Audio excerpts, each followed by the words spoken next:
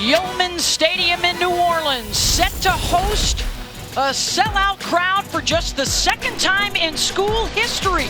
Off to a 6-1 start, flirting with first place in the American Athletic Conference, and already bowl eligible for Willie Fritz and his star quarterback Michael Pratt, coming off a career day 1 week ago as they get set to host the Memphis Tigers.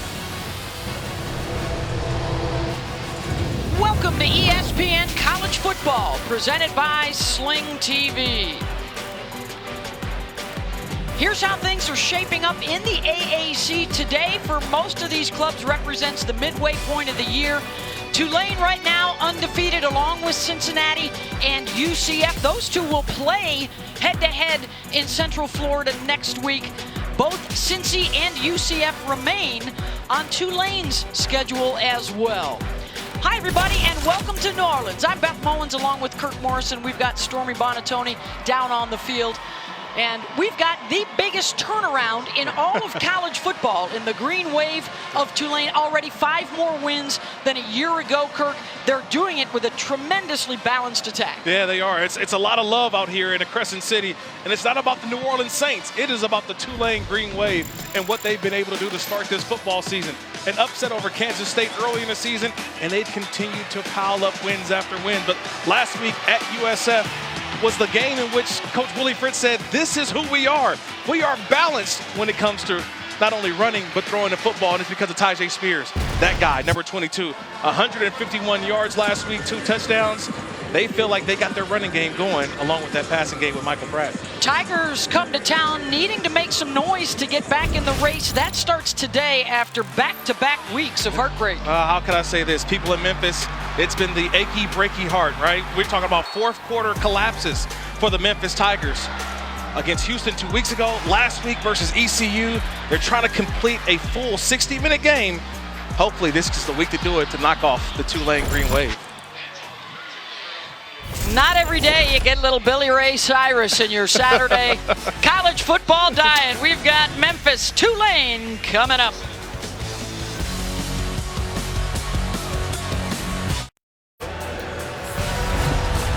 Welcome back to the American Conference on ESPN.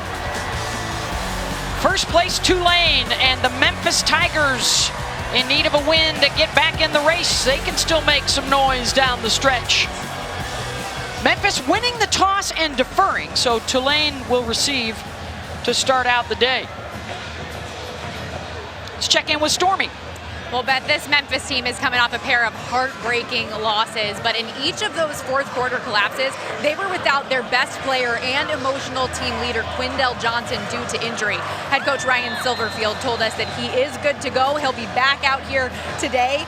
And listen, he said as a coach, you never want to look back and think what could have been. It's hard not to envision, though, Johnson making an impact in some of those moments. Told us the defense is different with him on the field, and they are excited to get his passion back out here.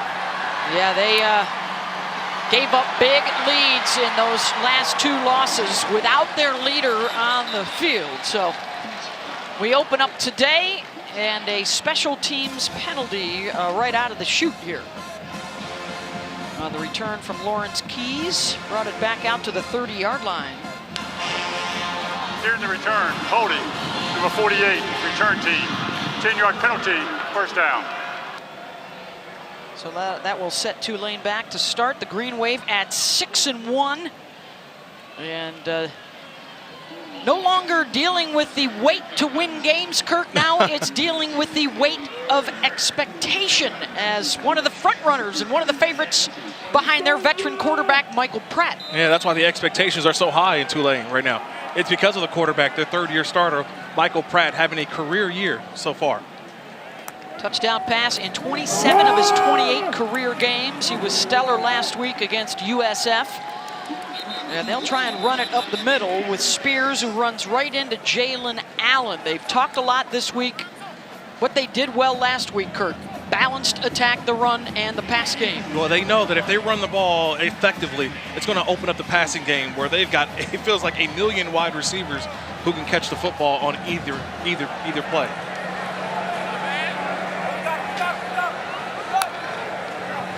Second down and 8. Pratt fakes the pitch, slings it across the middle, and it's caught.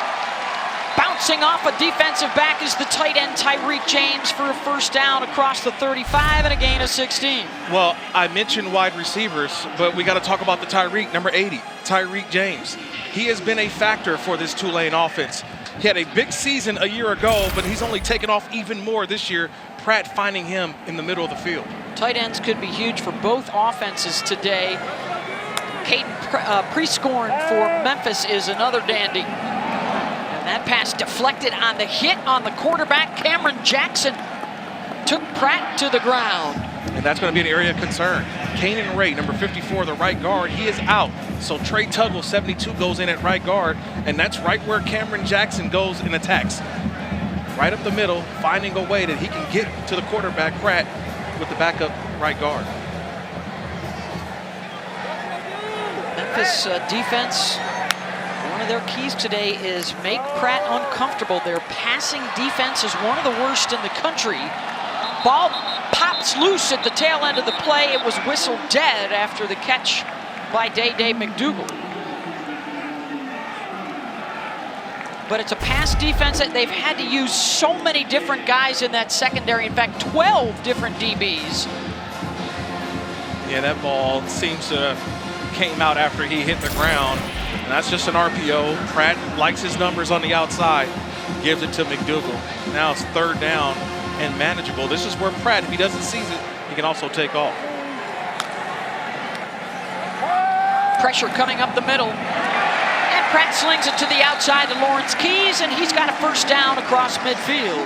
Yeah, that's one of the keys to the game as well. It's getting the ball and spreading it around to all of these different receivers for Tulane. I don't know, it's 2, 4, 6, 10, 14, 80. These are all wide receiver numbers, all of them being able to catch the football. A couple of early chunk plays to start the game for Tulane. Keys on the receiver's screen, twists his way down to the 44. And there's our first call of Quindell Johnson, the redshirt senior from right here in New Orleans, coming back home. Edna Karr High School, about 20 minutes away from Tulane. Hey, he's the difference maker for this defense. They have missed him, and it's not about the stats. His value is much bigger than the stat sheet, Mr. Quindell Johnson. Pre-snap motion, Pratt, eyes downfield, and then he'll drop it off to Keys, trying to make the man miss, and not gonna be the case with Quindell right there, and it's third down. Hey, Mr. Johnny on the spot, right? Makes a play, and that's an open field tackle. That's an isolation opportunity that he went out there and he made the play. One-on-one, that is a difficult tackle to make, and Quindell Johnson by himself forces a big third down with an outstanding tackle there in the open field. Pratt so far 5 for 6 for 34 yards through the air. Has some time against a 4-man rush. Now we'll tuck it and run for it, and he's got it. Inside the 40, tripped up around the 37, and that'll move the chains again, gain of 7. This is part of the game that the defensive coordinator, Matt Barnes, for Memphis talks about. We can have everybody covered, but this is where Michael Pratt takes over. He sees that everyone is covered, but yet he finds the opening, knows where the sticks are, and picks up the first down. Very difficult to defend when you got a quarterback that can make plays. A pair of third down conversions now on the drive for Tulane.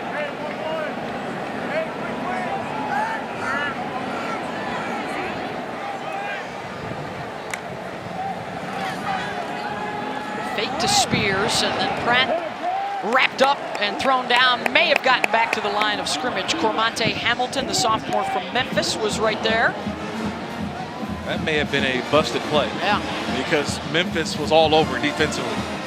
It seems like they all bought, not pressure, but everybody just read the quarterback. The quarterback kept the football, and they made the play. So it looks like it was a little bit of a miscommunication there by Tulane. Yeah, they've only given the ball to Spears once so far on the drive. He's the offset back again.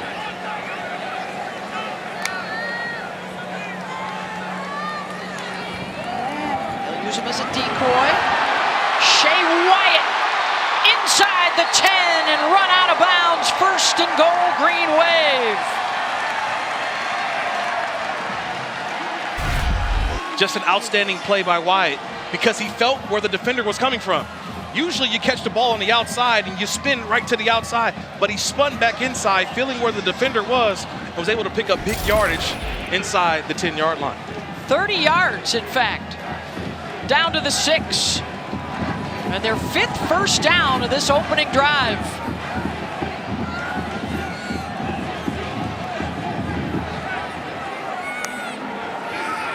Pratt keeps the stiff arm, diving into the end zone. Touchdown, Tulane. And an impressive opening drive for the Green Wave.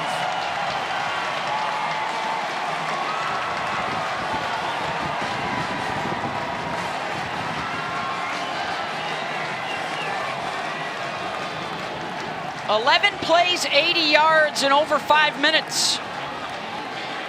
Well, if you're wondering how they were going to start as a top 25 ranked team, that is the drive to let everybody know they are ready for the big time.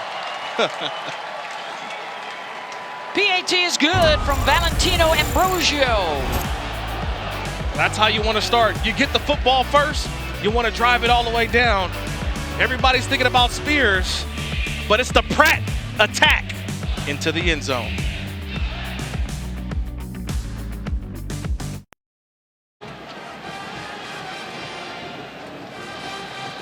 Yulman Stadium here in New Orleans. Michael Pratt, the junior quarterback, with a 6-yard touchdown run to cap off an 80-yard drive to open up the ball game.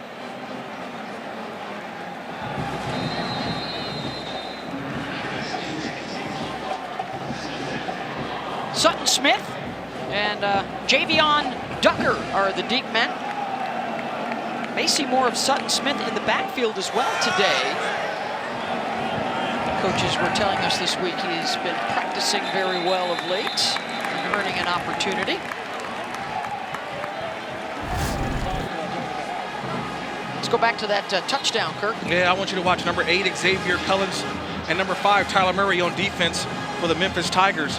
Both of these guys are in position, but the influence of Tyjae Spears, but also the motion by 14, Day-Day McDougal, both defenders go attack the run, but it leaves a void, a lane for Michael Pratt. Once those defenders commit, all he does is drive right into the end zone. Easy touchdown for the Green Wave to start this football game. Seth Hennigan and Brandon Thomas opening things up in the backfield for Memphis. In the up-tempo offense, he'll roll out here on first down, looking for a block. And Seth will scoot out of bounds. 6'3", 210, a sophomore from Denton, Texas.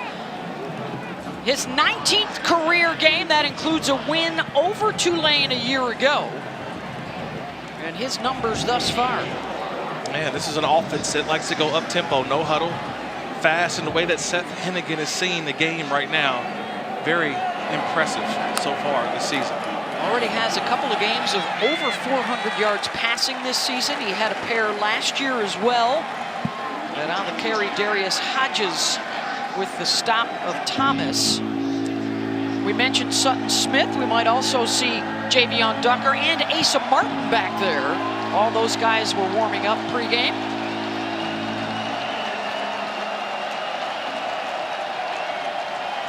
Third down and 4.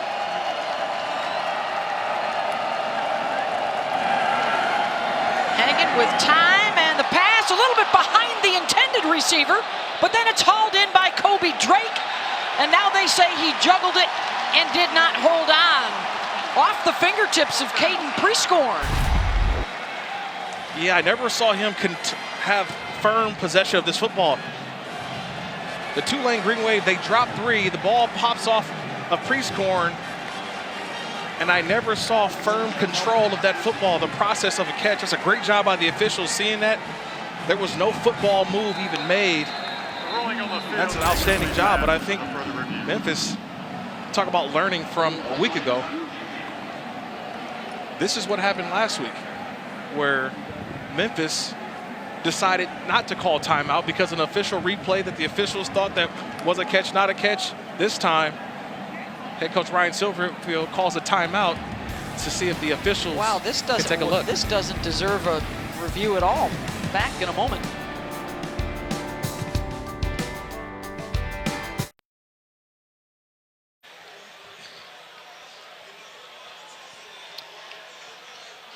Well, the officials are going to let this stand.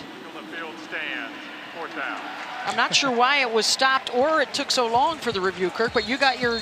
Yeah, I always keep my notes with me because I'm trying to go through the process of the catch because I didn't see a firm control with the hand or arm of the football, and he no longer did he also maintain control when he hit the ground. Yep, so through the catch. That was not a catch, a long review, but 4th down. Very good punter, Joe Doyle, will come on. Good special teams guys for Memphis, and Doyle and their kicker, Chris Howard. Jaquan Jackson chased back inside his own 10. May have outkicked the coverage a little bit. Jackson with an alleyway. He's out across the 40. Midfield, inside the 30, and there he goes. To the house. Jaquan Jackson, 90 yards on the punt return.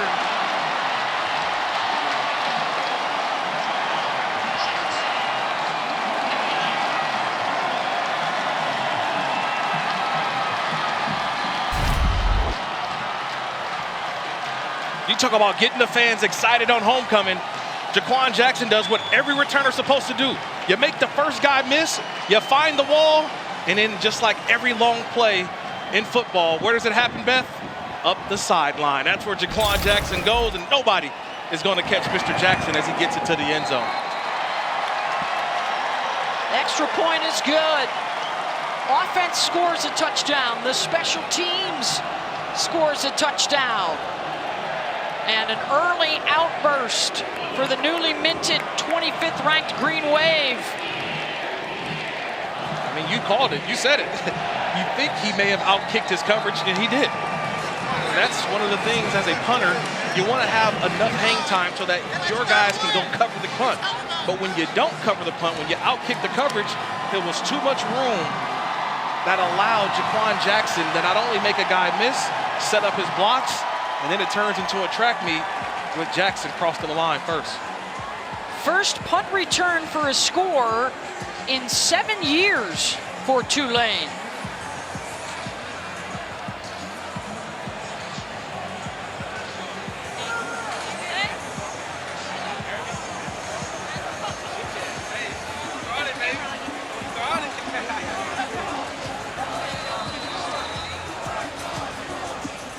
Well, that has sent a jolt through the crowd. They were, you know, they're good tailgaters here, Kirk. They're a little late getting to their seats, but it's starting to fill in. An expected sellout for just the second time ever.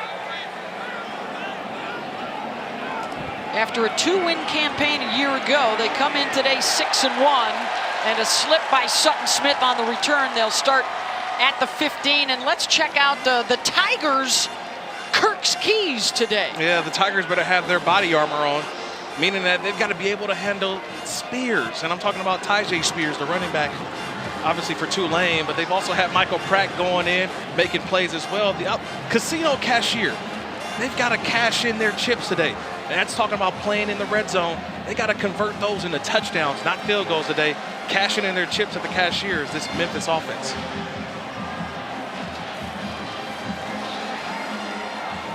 We're going to get a look at the freshman out of Powder Springs, Georgia. Now Sutton Smith in there at tailback behind Seth Hennigan.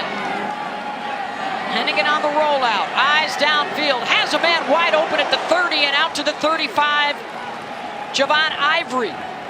And there's a guy they are hoping will be able to do a lot of that today. They say he's excellent at finding those holes in the secondary. Yeah, what did Tim Crimsey, the offensive coordinator, say?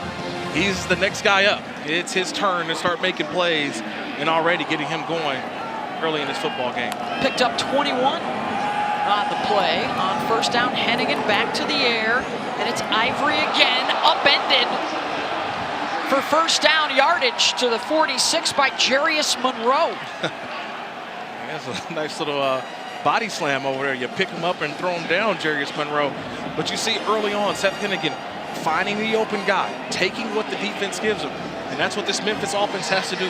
Be patient against a really, really good Tulane defense. The ground and across midfield for Sutton Smith. He'll pick up 7. trying to make amends and shake things up a little bit after a season-low 84 yards rushing in the ECU loss last week, which obviously turned into a shootout, but Hennigan beats one guy down inside the 40 for another first down and a pickup of 8. Nick Anderson with the tackle. You know, this offseason, Seth Hennigan added about 15 pounds of muscle, and it's for those reasons right there. Knowing that, hey, if it's all covered, go get what you can. So he's going to take some hits. So that's why he put on a little weight in the offseason. Good weight, that muscle weight, so that he can take those hits and keep the chains moving. Empty set here on first down. Crossing underneath and a big hit. The ball pops out. And the Green Wave are on it. Tylo Phillips. After Kobe Drake coughed it up on a big hit from Macon Clark.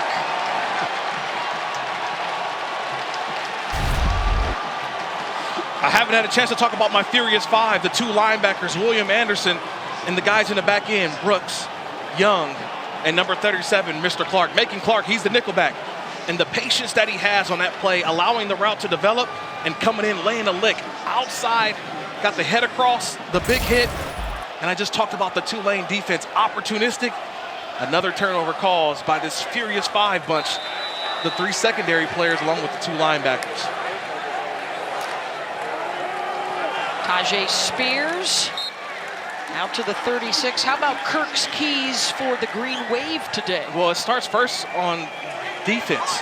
No candy corn. I know it's Halloween, but I'm not a candy corn guy, and hopefully the Tulane defense isn't a candy corn team because they got to contain Caden Prieskorn, the tight end for Memphis. And I call it jazz hands, meaning all hands on deck. The homecoming crowd is here, packed house. They need everyone to come salute and experience this top 25 wave off to a good start. Well, they'll try the trick play here. Keys out across the 40. And it looks like they'll give him enough for the first down to the 43. Quindell Johnson tripped him up, but a gain of 7. Well, I don't know how much you want your quarterback sticking his nose in there, but watch the quarterback, Michael Pratt, number 7. Watch the block. Sometimes you just got to get in the way. It doesn't have to be a devastating block, but he gets just enough, and he allows the big gain for the first down. First time in the polls since their undefeated season in 1998. So the first time this century.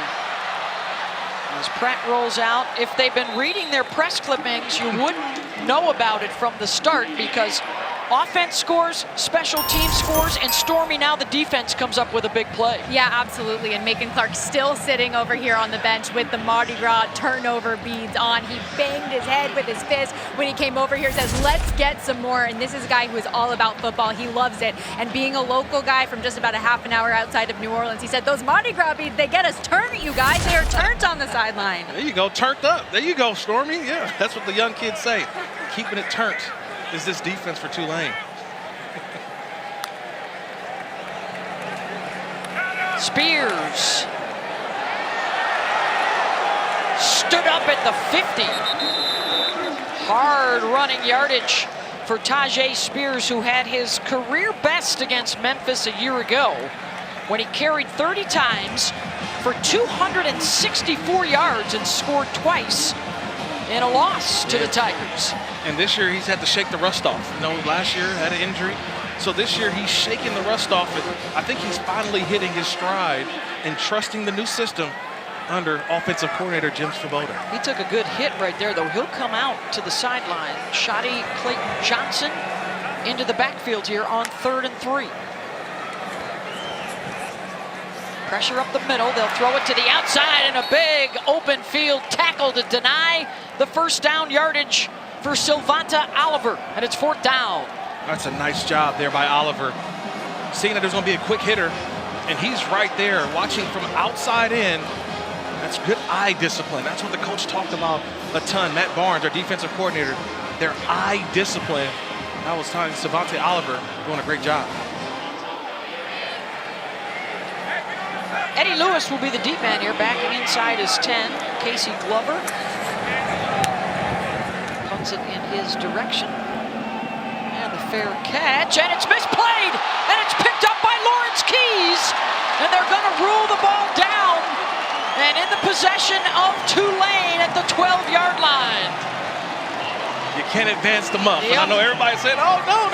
You can't advance them up. The ball will be spotted right where it was dropped, but an unfortunate incident. That's 2 miscues already by the Memphis special teams unit. First and 10, Tulane. That ball just hung up in the air, and it had sort of that tailspin at the end, where it didn't come down flat. It came down sort of like a torpedo. And those are the most difficult balls to cover, to catch. And that time, Tulane was right there to recover. A rough first quarter for the Tigers. You know, we talked to Ryan Silverfield this week. He said, first and foremost, we got to clean things up. And the turnovers that were a problem a week ago already a part of the conversation today. 2 giveaways.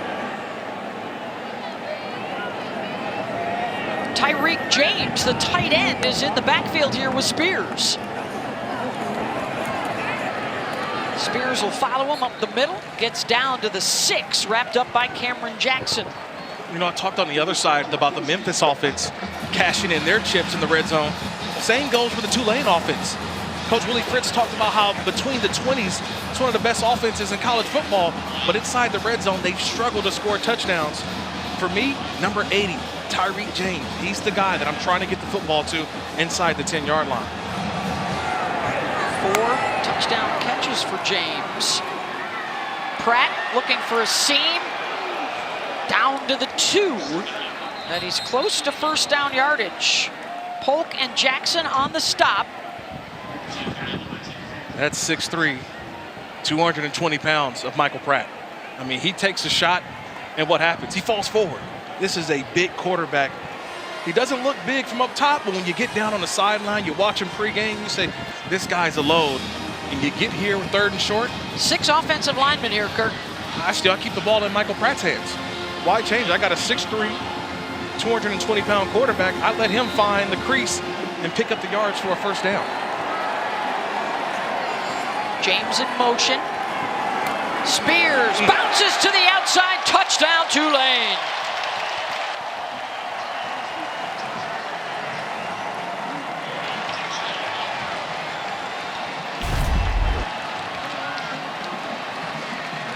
Well, you give it to the quarterback, or you get an outstanding block by the tight end, number 80, Tyreek James. Not just a receiver, but he's an outstanding blocker. And Tyjae Spears, that's just an easy parade walk into the end zone. That's a 21-0. Telling the Memphis Tigers it's almost time to get off the sticks. What a start for Tulane as they cash in the turnover. 21-zip.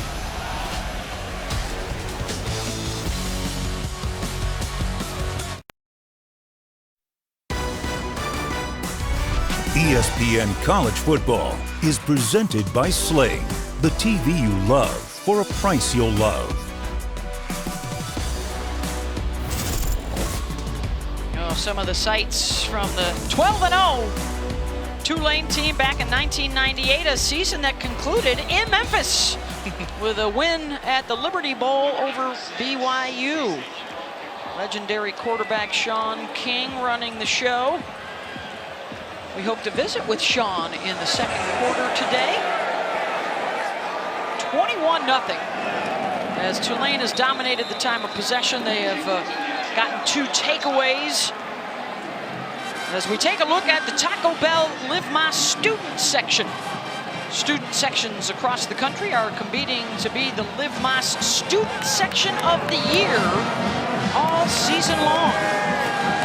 You know, their best record here at home was back in 2014, 5-1. They're 3-1 so far this season coming in today. This is a nice stadium. If you haven't been to Yeoman, it has not only just the college atmosphere, but it's nice and cozy. It's not overpacked. It's not too many people. It's just perfect for this university that's playing some outstanding football this season. Expecting just their 2nd sellout crowd ever. And a lot of excitement and energy around campus. Devin Deal with the stop. You know, we've seen all 3 phases make some plays today for Tulane, but Kirk, really it's been about their defense through the first half of the season. Yeah, one of the best defenses in all in FBS. Scoring, passing defense, total yards, 3rd down. This defense does it all. Seth Hennigan, incomplete, overthrowing Prescorn, who was open down at the 45. And it's already 3rd down. Well, the Tulane defense, their job is to eliminate explosives. And if you're Memphis, you just got to relax. Take a deep breath. A lot has happened in this first quarter. That's right. We're still in the first quarter, by the way. Take a deep breath, relax, run your offense. You can't get it all back in one play. Exact opposite of a week ago when they were up 17-0 on ECU early in the game. A wobbler downfield, almost intercepted, as Tulane was able to get to the quarterback. I think that was Nick Anderson. They have 2 outstanding linebackers in Anderson and Dorian Williams. Big-time playmakers, and it's 4th down. And just so you mentioned Anderson and Williams. Oh, by the way, their numbers are 1 and 2, so they really are a 1-2 punch. You got to find these guys at every snap of the play. That's what Seth Hennigan has to find. Where's 1? Where's number 2? And this is just an effort sack right here. Almost a sack because he had outstanding coverage in the back end, getting a hit on the quarterback. Jaquan Jackson, who had the 90-yard punt return for a score earlier, will take the fair catch. Kind of mad at himself that he didn't give it a go there. A punt of 43 yards. Coming up tonight at 7:30 Eastern, 4:30 Pacific over on ABC and the ESPN app. It's our Saturday night football matchup. It's that whiteout game at Penn State. The Nittany Lions hosting Minnesota. Saturday night football presented by Capital One this evening. Happy Valley. Mo Ibrahim going to the big stage again. Yes, outstanding running back. They're trying to bounce back. They lost a couple in a row, and who would have thunk it? Illinois and Purdue right now leading the Big Ten West. Purdue. Brett Bielema. There's a name along with Willie Fritz at Tulane, some Coach of the Year candidates. Wyatt downfield, and it's jarred loose. Big play by Ladarian Polk to make sure that Shea Wyatt didn't hold on. That's a play by Polk. How many times do you see sort of a penalty call because there's a defenseless receiver, but just watch as Polk comes through and he gets shoulder pad on football. That is an outstanding job by the safety out of Apopka, Florida. First of all, knowing the target, where to hit, and jarring that football loose. It's textbook there by Polk. That was awfully close to being a fumble. Close. They will not look at that. And Tulane will hand it off to Iverson Celestine. Let's go down to Stormy. Well, maybe this Memphis defense is heeding a response from their senior leader, Quindell Johnson. He's their emotional leader, gave a very impassioned speech to all of his group and said, hey, it's gut check time. This is a long game. All we need is one stop. Then you get another stop. Do your job, communicate, execute, and keep fighting. Told them, I don't want to see any heads down. Let's make something happen here. 34. Still plenty of time to go. Into the final seconds of this first quarter, and a couple of big hits for Tulane. Offense and special teams. And now Memphis listening to their leader and getting after the quarterback. Cormonte Hamilton able to track him down. And that'll force the punt. Wow, that's a nice play design here by Matt Barnes in his Memphis Tigers defense. Cormonte Hamilton, he showed as if he was going to be the blitzer. Watch him, he's on the up top. He acted as if he was going to blitz, and then he comes out of the rush, turns into the spy, and then goes and gets Michael Pratt. That's an outstanding job of showing blitz, getting out of it, being the spy, and securing the sack. Eddie Lewis will let that one bounce out of bounds inside the 20. And that will take care of the first quarter of play after the 52-yard punt. Hot start for number 25 Tulane. They lead it 21-0.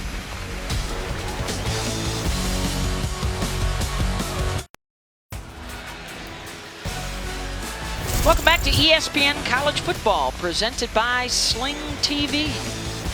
21-0. And a big special teams play, the 90-yard punt return for a score by Jaquan Jackson. They've also got a couple of rushing touchdowns and have forced 2 turnovers. And so uphill sledding for Memphis as we start the second. Seth Hennigan, Prescorn has it out on the perimeter, and he'll pick up a few out to the 22, wrapped up by Larry Brooks. We talked about the linebackers. They've also got 3 experienced guys in that backfield, including Macon Clark, who forced the fumble earlier. Yeah, you're going to see a lot of Brooks, Clark, and Young. No, it's not a law firm, but these 3 guys in the back end, they are on a string, meaning they flow and move to the football in one unison. Pass defense, 10th best in the country. Scoring defense, number 11 in FBS. They stretch that one out, and to the 25 goes Sutton Smith. Picks up 3, and it'll be 3rd down and 4. And this is the time where Memphis offensively, they've got to get more Caden Prieskorn. He is I think, the equalizer. He is the guy that's the mismatch against this Tulane defense. So more 86 for the Memphis Tigers offense.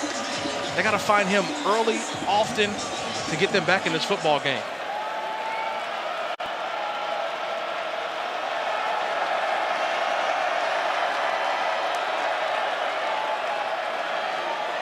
Hennigan underneath and short.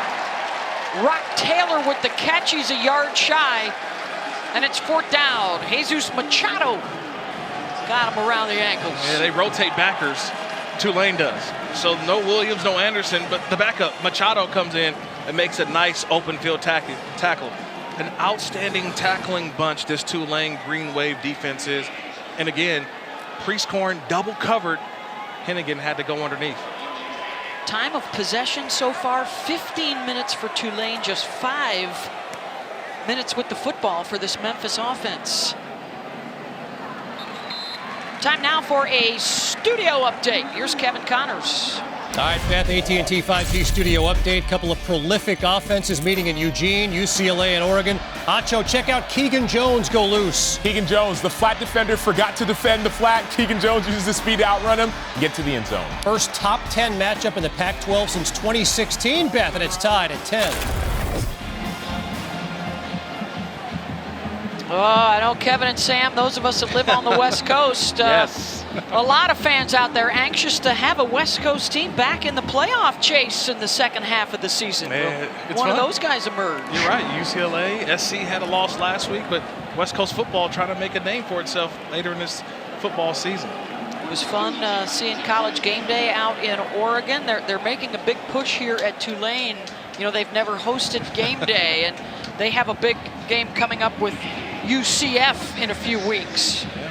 So they're putting the word out on the street, Kirk. I saw some of those droppings around. Everybody was saying, hey, a little inkling of possibly coming down here for that big matchup.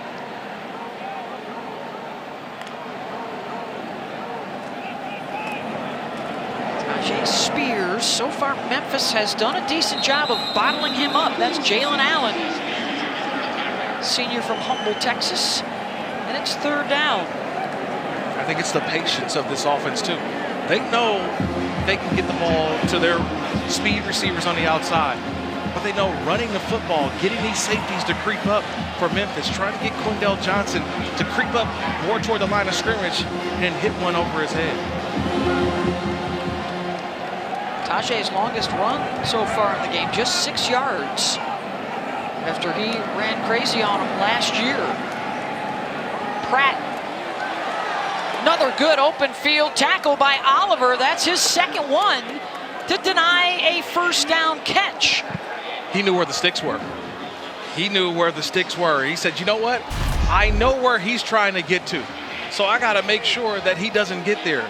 That's a 3rd and 5 situation, and he's right there making the tackle in front of the yard marker. That's an outstanding job of knowing where the offense has to get to and making a secure tackle. Savante Oliver.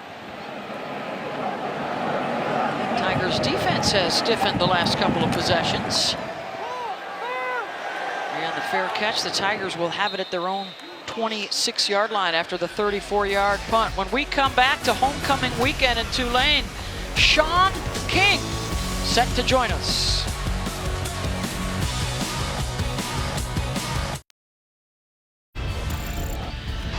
In 1998, Tulane was winning a lot of football games. And what else was going on back then, Kirk? It was a lot. France won the World Cup. Ricky Williams, by the way, 98 was the Heisman Trophy Apple winner. iMac. Back in 1998.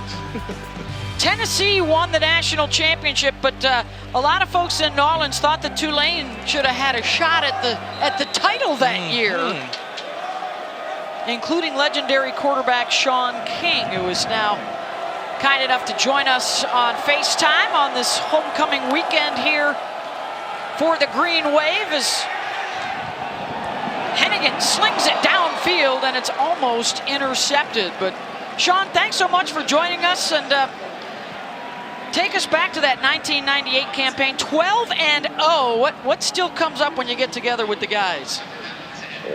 Just how far we came. You know, we were 4-18 my first 2 years there. You know, very similar to the guys that are juniors and seniors on this year's team. And, you know, we just kept working hard. We kept, you know, buying into what Coach Tommy Bowden and Rich Rodriguez were selling. And, you know, it all came together. And it looks like, you know, this year's team, they've continually gotten better. Michael Pratt has improved every game, every year.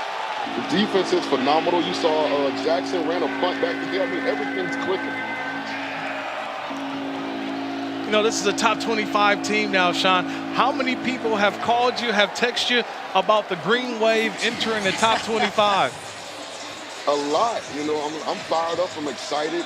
And, you know, it couldn't happen at a better time because whoever wins the conference this year, it's a legit championship because all the big dogs are still here. Cincinnati, Houston, Central Florida, as you know, they're leaving to go to another conference. So if we can, you know, win out the string and, you know, get to that last game in Cincinnati, hopefully that's for the AAC conference or championship berth. And also, you know, a lot's on the line. You know, the top-ranked non-Power 5 school gets a New Year's Day bowl berth. So, you know, hopefully the guys can keep doing it. I'm loving what I'm seeing so far. Well, the defense is doing the job today, Sean. That is 5 possessions and 4 3-and-outs so far for the Memphis offense. So if it's okay with you, we're going to have you stick around after the punt here. The special teamers also getting in on the act today with a 90-yard punt return for a score by this guy, Jaquan Jackson. Can he do it again? And he'll get out of bounds around the 30-yard line. 44 yards on the punt, none on the return. Back with more of Sean King from Tulane in a moment.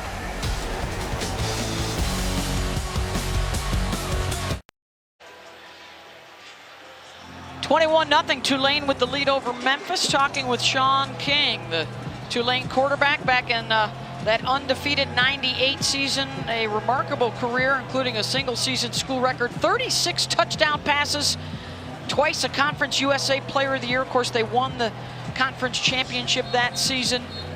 First guy ever in NCAA history to pass for 300 and rush for 100 yards in a single game. That came against Army. And Sean King still with us, courtesy of FaceTime. And Sean, look, I got to ask you right now. I'm here at Yeoman State. It's my second time here, but I remember you played back in the Superdome, and that's a big place to play. Not a lot of fans can show up, but I'm here at Yeoman, and it's a beautiful atmosphere. What these guys get a chance to play in front of. What would have been if you had played here at Yeoman? Well, first, the Superdome's a great, you know, stadium. You look at the Saints and the home crowd advantage they have. The tough thing for Tulane is our undergrads only about 13,000. So if every student comes, you know, that doesn't put a dent, you know, because of the capacity. So I think Yeoman fits from a size standpoint. It's also something that you have ownership in. It's yours. But on the flip side now, and Drew Brees can attest to this, as a quarterback, it's nice knowing that it's going to be 70 degrees, never windy or raining when you play at home. Good point. Sean, of course, your success at Tulane, on to the NFL, in college coaching. Describe how this quarterback position has evolved from the days when you were playing here to the game today. Well, there's so much more information out there at an early age. You know, so many ways kids can start to develop, you know, the skill sets, start learning coverages and defenses, you know, so they have a huge advantage. But at the end of the day, I mean, playing quarterback at a high level is about figuring out how to be calm when everything around you is chaotic. And you see a kid like Michael Pratt, never really gets emotionally hijacked.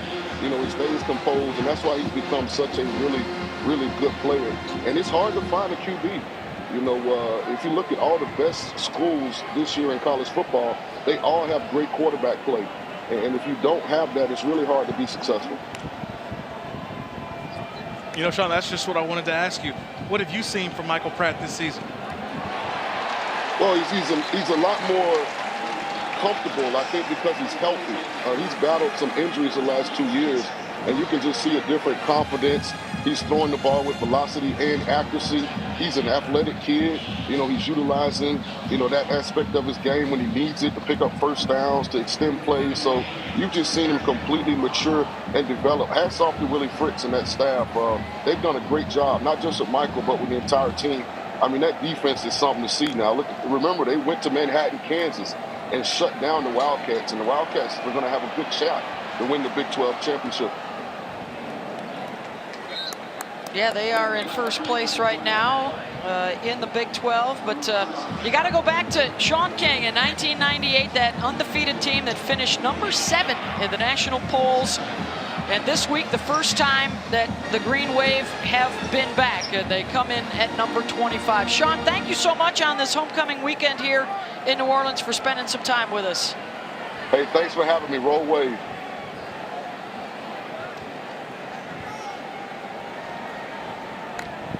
Sean King, who engineered that 12-0 season. Pratt off the pump fake, has his man McDougal down inside the 30. Yeah, that's just first down. That's just what Sean talked about, right?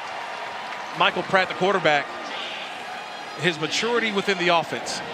Jim Svoboda, the offensive coordinator, has really brought, I think, the best out of Michael Pratt. He's had 2 previous offensive coordinators, but the chemistry that he's had with Svoboda, you can see it. It's evident. After the 25-yard pickup, he hooks up here with Jaquan Jackson, a first down to the 15.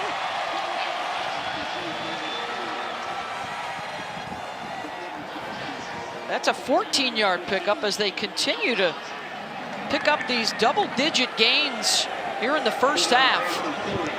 And now back into the red zone, threatening to add to the 21-0 lead. They'll go with a 2 tight end set.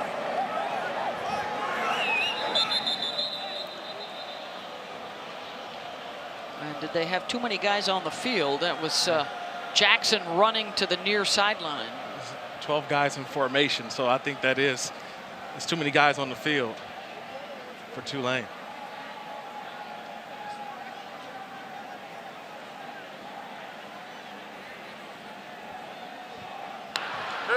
Illegal substitution, 12 men in the formation, 5-yard penalty, offense, first down. Yeah, there's too many guys on the field at one time. You can only have 11 out there. And you see it in the NFL a lot. When you huddle, you have the quarterback stand out of the huddle because you can only have 11 in there. So the quarterback waits, lets the substitution. And that time, too many guys for Tulane. That'll set him back to the 20.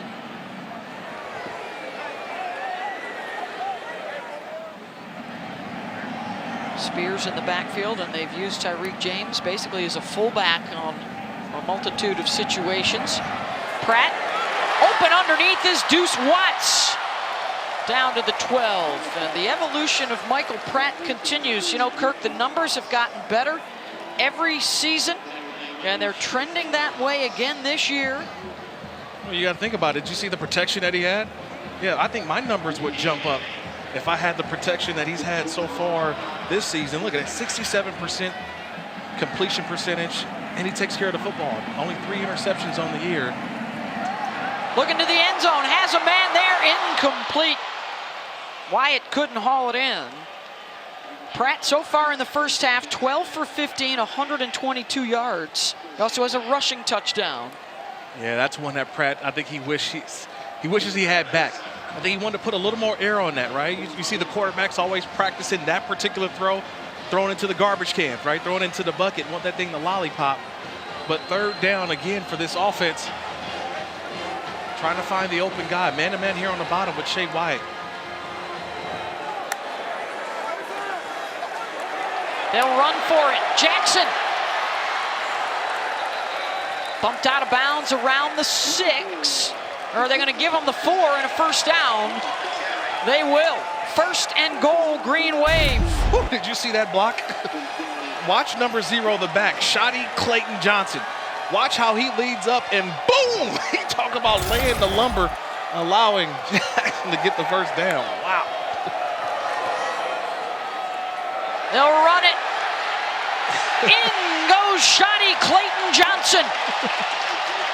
The score from 4 yards out. And what a moment for Shotty, who added the Johnson to his last name to honor his grandmother Beverly, who recently passed away. And wearing that jersey with her name on the back of it for the very first time, he punches it in. I think that was a reward carry. It's a reward carry because I mentioned the play before, he destroyed the defender with an outstanding block. He looked to the sideline, his coach said, you know what, give him the football. And that's one of those angry runs into the end zone. Angry wave, green wave, touchdown. Yulman Stadium is rocking. 10 plays, 70 yards in just under 5 minutes. And a dominant first half for Tulane. If it's us versus them. Kevin Connors in studio with a look at some second screen options for you. Bijan Robinson, 2 long touchdown runs. Texas up on Oklahoma State over on ABC. Graham Mertz, a couple of touchdown passes. Look at Wisconsin, a 21-0 lead on Purdue. And Zay Flowers, a 61-yard touchdown catch. BC and Wake on the ACC network, Beth. Another good Saturday around college football. Terrific start to this ball game for the Green Wave of Tulane, and a 28-0 lead. Work to do here for Memphis. Sutton Smith returns it out to the 29. There's some hard hitting going on. Nick Anderson got there. That's your starting middle linebacker, by the way. Hey, coming up tonight, don't miss the whiteout in Happy Valley. Number 16, Penn State, taking on Minnesota and star tailback Mo Ibrahim. Tonight at 7:30 Eastern on ABC. Couple of turnovers for Memphis. The inability really to get things going on offense.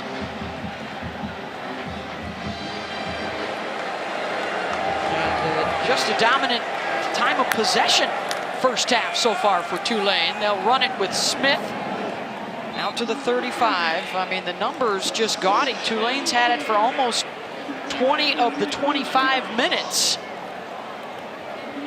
And if you're Tim Cramsey, the offensive coordinator, Beth, this is one of the reasons why. You got to put a drive together if you're Memphis.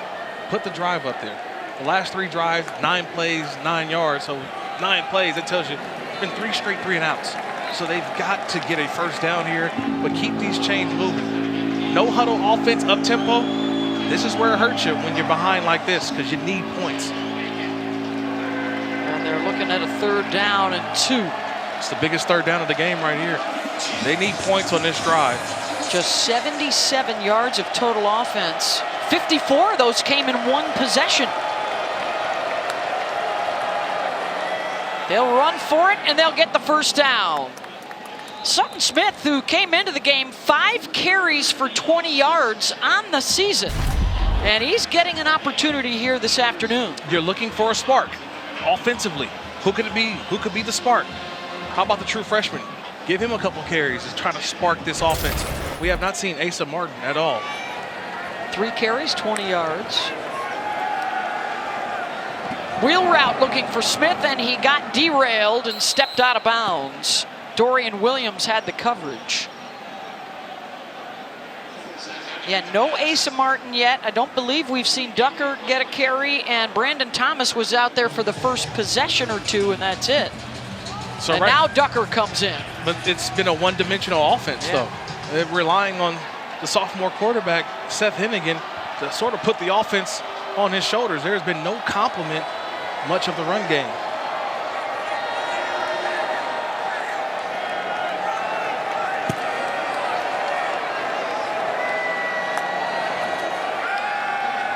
Hennigan out to midfield. It's Ivory with the grab, his third of the game. Picks up 7. Third down and 3. Yeah, the last third down, Tulane didn't bring pressure. They dropped back 8. They only rushed 3. They dropped back 8. I think Chris Hampton, right around midfield, I think he may try to bring a little pressure here, heat him up, to see if he can force Seth Hennigan to get rid of the football.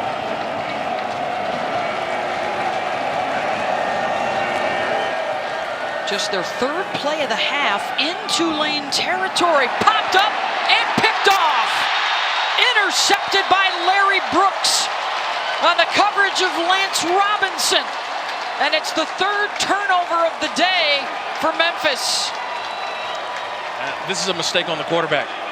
Seth Hennigan was the RPO. He put that ball into the belly of Sutton Smith, but he took it out. He decided, I'm going to pass it.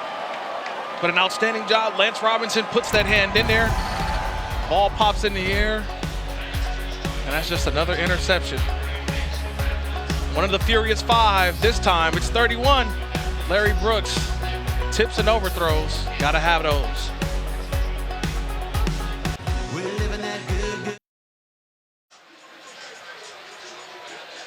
Back here, Yulman Stadium, Green Wave up 28-0. And going back to that last third down interception by the Tulane defense, there's really not much that Seth Hennigan, the quarterback for Memphis, can do. He's trying to force the ball in, but outstanding job by Lance Robinson and Larry Brooks right there for the interception. There's a reason that the Tulane defense is number 10 in all of FBS. 131 teams, they're 10 in pass defense, showing how stingy this defense can be with that interception. Chris Hampton's crew, 2 takeaways. Tyjae Spears out across midfield. Let's see if they crank up the run game a little bit on this drive. Nick Hogan up front. Yeah, this is the 4-minute offense. They're just going to take their time, try to get as many yards, and not punt this football back to Memphis. And you can look at the Memphis defense right now. A lot of hands on hips. Guys, I don't think they were expecting this explosive of an offense. They've been out there for 20 minutes, this defense. 2 tight end set here for Tulane.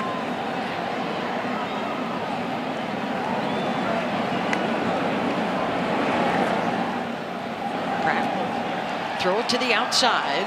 Day-Day McDougal.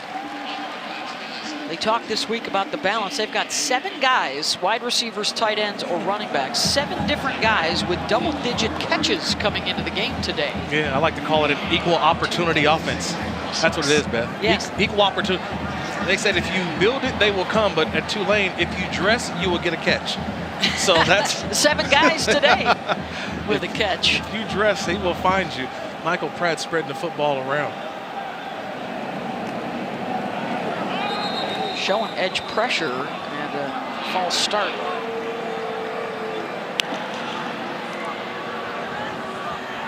False start. Number 14. Offense.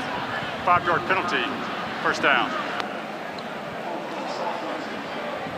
Looks like they've moved Trey Tuggle over to left tackle now alongside Prince Pine. Sincere Hainsworth in there at center.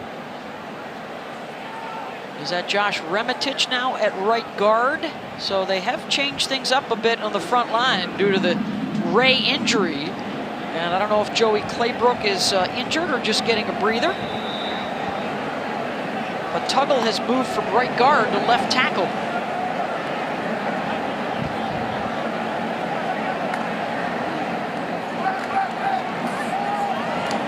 Incomplete on the slant intended for Jackson, and Quindell Johnson is there to break it up. Talk about a good read on that one.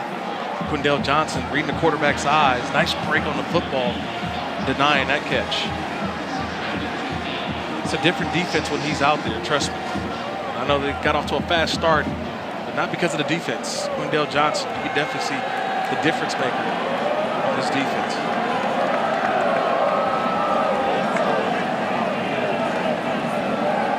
Second down and 15. Looking for the screen for Spears. Makes one man miss. Lunges down inside the 40. So he'll get a chunk of the yardage back. Picks up 8, and it's going to be third down.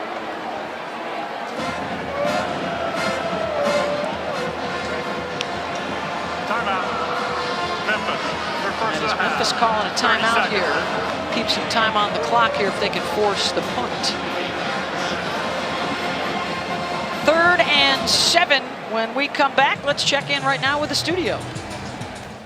And Beth, coming up on the Geico Halftime Report, we will recap a thriller in Death Valley between Syracuse and Clemson and what Dabo Swinney had to say post-game about his quarterback, DJ Uiagalelei, who was replaced in this game. Plus, a top 10 battle in the Pac-12, a high-scoring affair, as well as a high-scoring good one in the Big 12 coming up, Beth, when you join us at the half.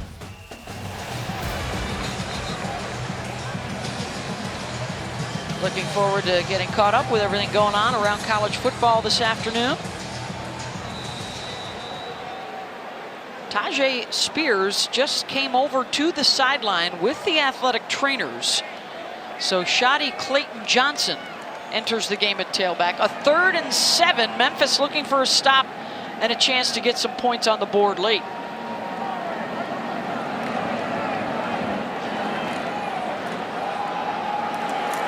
Clayton Johnson, and looks like he's going to be a couple yards short. William Whitlow with the stop. And that call there was just knowing you had 2 downs. They're going to go for it here on 4th down. That little run, just wanted to see what forced Memphis to have to try to call the timeout. They still have 2 left, but they're going to let this clock run all the way down. So I think that's what Pratt does. They don't even probably have to take a snap here. They just let it run all the way down, then call timeout. Try to bleed this clock out, go for it on 4th down. Or just bring the punter on.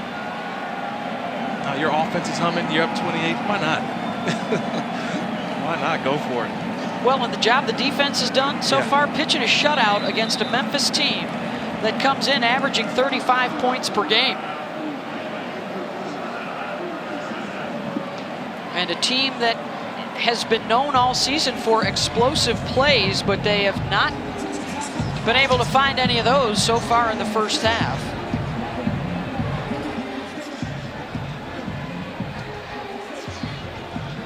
Hey, the next stop on the Formula One schedule is the Aramco US Grand Prix at the Circuit of the Americas in Austin, Texas. Coming your way tomorrow afternoon, 3 Eastern, noon Pacific. Pre-race coverage begins at 1:30, and congratulations to ESPN and F1 signing a multi-year extension this week through 2025. Social media spotted Brad Pitt in Austin yesterday. Was he in pit row? Boy, he was nice. I see what you did there. I think he's working on a new movie, getting some background. All right, so 4th and 3, and the offense is back out there. Pratt trying to draw him offside. And they'll look to Shadi to get the job done, and he fights his way for the 1st down inside the 30. Tremendous 2nd and 3rd effort for Clayton Johnson and a gain of 5. Yeah, you see what he did, right? Flexed. I'm just too strong for that. That's a nice job by Clayton Johnson, knowing where the 1st down marker was, where he had to get to. 1st down, green wave. And now some up-tempo. Pratt, look at a deuce, out of play. Watts was covered by Davian Ross. 1:10 to go. Tulane still with a couple of timeouts. They can do anything here. They can run the football. They can go short. They can cover the entire field. Plenty of time left. 1:10 on the clock. But nice job taking a shot. They had it, just overshot the receiver Watts. Spears stays on the sideline. Clayton Johnson still in there at tailback. They'll run it. Big hole up the middle, inside the 15 and down to the 11-yard line. 1st down, Tulane. Stormy? Yeah, Tyjae Spears did put the helmet on, and he's still over here on the sideline, but the trainers were paying attention to that left hand, having him flex his hand, put a tennis ball in it and squeezing it, doing some work on that left hand and elbow area. And he has just returned to the field. Stormy? They can still get a 1st down at the 1.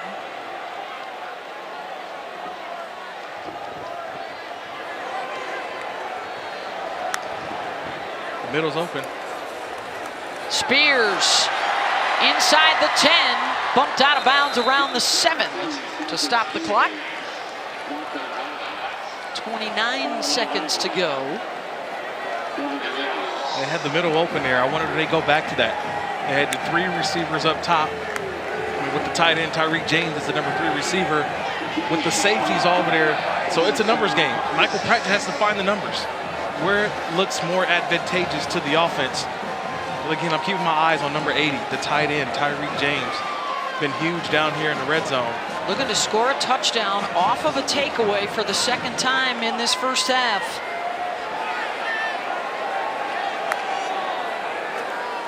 Pratt, back shoulder, touchdown, Deuce Watts.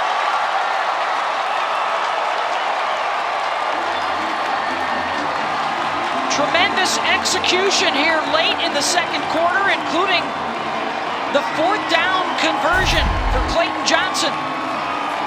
It's just find your matchup. That's what Michael Pratt does. I've got a nice matchup on the outside. Deuce Watts on Savante Oliver, and I'm going to take that one all day long and get a little gritty after the score.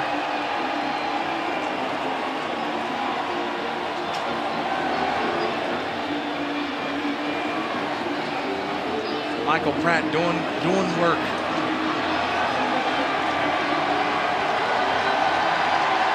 So a 6-yard touchdown run for Pratt and a 6-yard touchdown pass as well. There's a delay with some idiots running around on the field. And Elijah Champagne with a nice tackle. Yeah, had a little too much fun at the tailgate. A little too much fun at the tailgate on homecoming. Well, we got about as many yards as the Memphis offense did. Well, don't let that take away from the fact that this is a stadium record 30,100 in attendance today. The second sellout crowd in Tulane history here at Yulman Stadium. And what a first half they have watched. 35-0 Green Wave.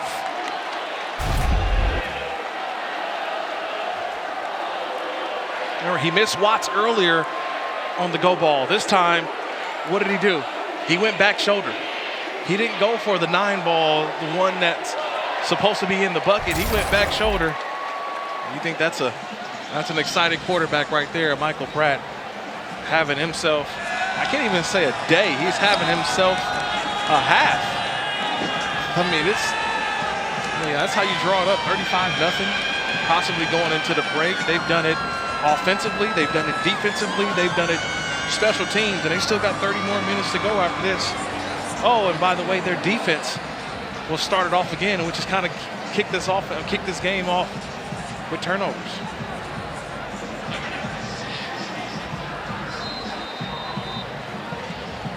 "45 plays for 249 yards. They've had possession for 23 minutes here in the first half to just 7 minutes for Memphis. The Tigers have only been able to run 23 plays. And it's been a first half of miscues on the Memphis side. I think it started early on, Beth. It was the fumble that was forced by Macon Clark. And then it was that punt. And I think that's what really turned the tide in the first half. The muff punt by Memphis. Then the Lance Robinson deflection, which was intercepted by Larry Brooks. It has just been mistake after mistake. They came into the game with 9. Today, they've got 3. You're already helping out a very stingy defense already and add 3 more takeaways to the total. Only 2 plays of over 10 yards for Memphis in the first half, and add a sack to the Tulane tally. Keith Cooper.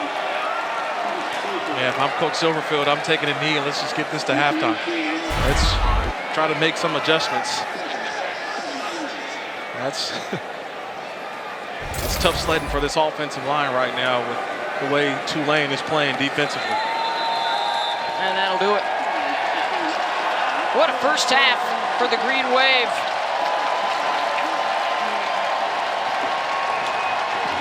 Offense Offense scored, special teams scored, defense made some big plays with the 3 takeaways. 35-0. Time for the halftime report with Kevin Connors and Sam Acho.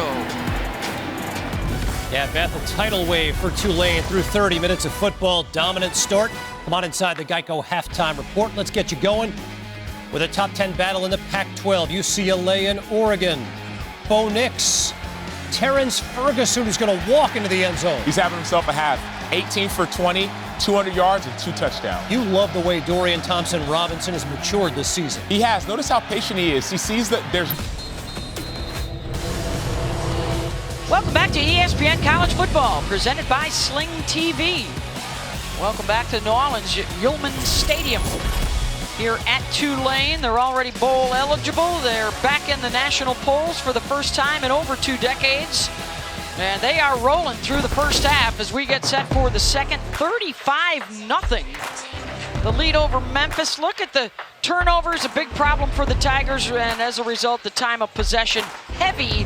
Tulane, they've got 14 points off of those takeaways. Yeah, it's one of those situations where Tulane comes in, they want to be balanced. Well, they ran the football well, they've thrown the football well, but defensively they've made plays.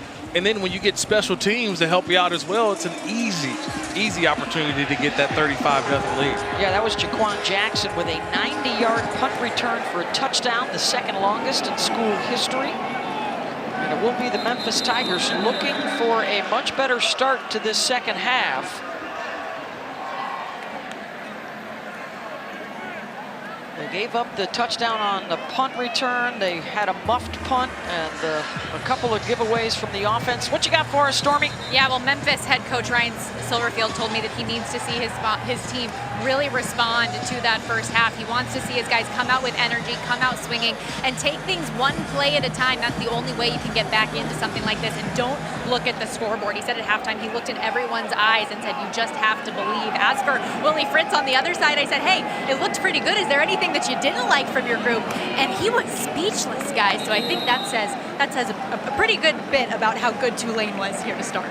Yeah, and for Memphis and Ryan Silverfield, we talked about it in the first half. They averaged 35 a game, so this is a team that can put up some numbers, but the Tulane defense pitched that shutout in the first half. Seth Hennigan gonna run for it, and he'll pick up the first down out close to the 40, wrapped up by Nick Anderson. I think that's a great point by Ryan Silverfield.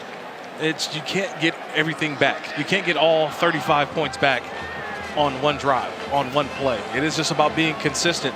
Start forcing some turnovers defensively, but again, putting drives together. That's how it starts. Opening up this second half with a good drive, get some points on the board, feel confident about yourself. Yeah, Hennigan under 50% throwing the football in that first half. Couple of nice moves. And ducks for cover out across the 45, picks up 8. Yeah, that's smart there by quarterback Hennigan. Only because that's what his quarterback's coach and offensive coordinator, Tim Cramsey, talked about. He said he's now diving forward and escaping contact instead of sliding, because when you slide, they mark you back 2 yards. So good job there, knowing get a little extra yards there by Hennigan. Second down and 2. Pressure coming. That was Macon Clark who whiffed on it, and across midfield for the first down for Memphis. Macon Clark, you don't see him miss too many of those. The outstanding nickelback, he came on a pressure, and he was unblocked. And he just missed him, just missed the quarterback Hennigan in the pocket. I've seen him make that play 9 out of 10 times. That was the one miss. I know Macon Clark wishes he could have had that one back. And they've crossed midfield now. This is their 4th play in Tulane territory. That's been it. The throw downfield, and it's caught. Cameron Wright getting an opportunity here early in the second half, down inside the 30-yard line. I expected a little more of this, because in the first half, they didn't really have a lot of time for Hennigan, but this time they get him on the move, buy him a little more time to allow the routes to develop, and he delivers a nice little strike for a first down. Rock Taylor breaks a tackle inside the 25.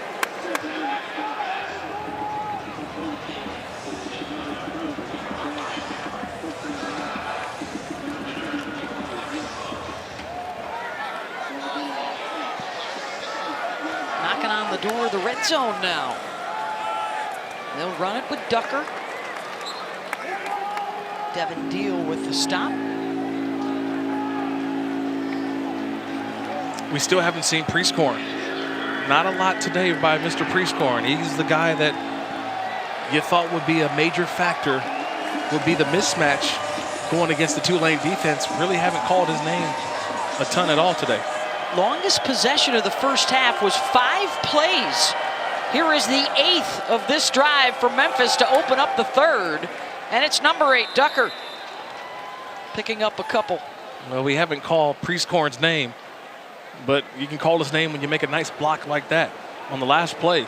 Get a nice seal, and then Ducker comes in and gets enough for the first down. So making his impact in a different way to start the second half is Caden Prieskorn. First time into the red zone this afternoon for the Memphis offense.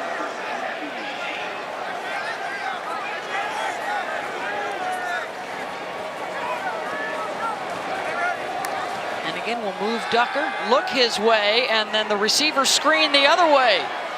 Ivory. Well contained by Tulane after it looked like Memphis had some big uns out front there. Dorian Williams busted that up. One of the most well-balanced attacks this offense for Memphis. But on the other side, you talk about a team that knows how to tackle in space. That's what I've seen from Tulane. I had a chance to see them a couple times this season. And they rally to the football. First guy misses, but there's 2, 3, 4 guys right behind.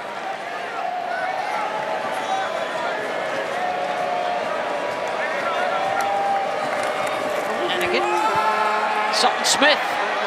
Good stiff arm at the 10, and he's knocked out of bounds at the 7.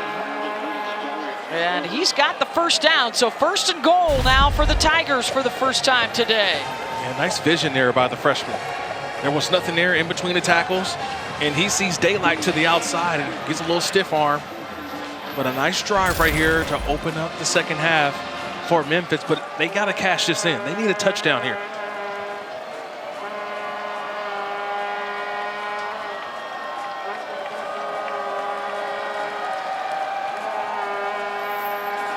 Hennigan keeps and fights his way down to the 4. Williams and Noah Taliancic with the tackle.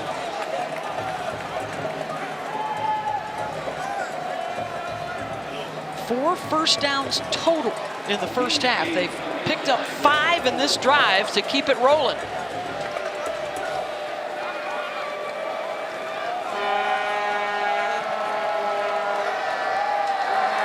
Second down from the 4. From behind and sacked. Dorian Williams getting to Hennigan from the weak side. Yeah, I don't think Seth Hennigan knows that Dorian Williams is a former safety. He's not a linebacker. He actually wants to race a lot of guys on his team because he says, I got the speed. I may be a linebacker by name, but I'm a former safety. And that time, showing off the speed and the wheels to grab Hennigan from behind. A loss of 3, so they're back at the 7. And it's 3rd and goal.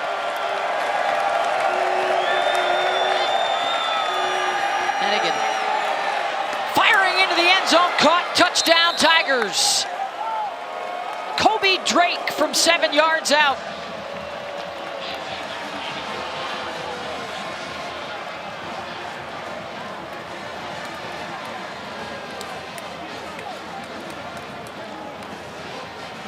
That's an impressive drive by Memphis. And a tight window throw from Seth Hennigan. There was really nothing there, but understanding the coverage, Kobe Drake sits in that zone.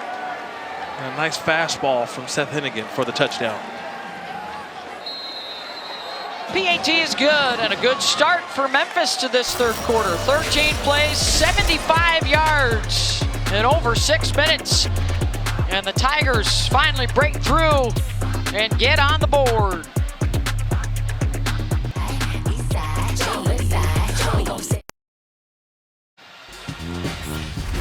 Welcome back to the American Conference on ESPN.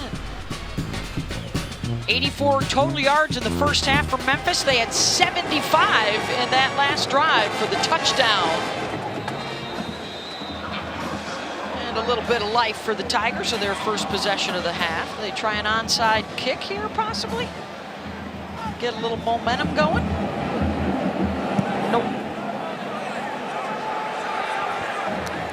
Short. And back out to the 25-yard line for Jonathan Kahn. Let's take a look at this week's college football rankings, brought to you by AT&T 5G. No upsets yet. Ohio State continues to do what they do.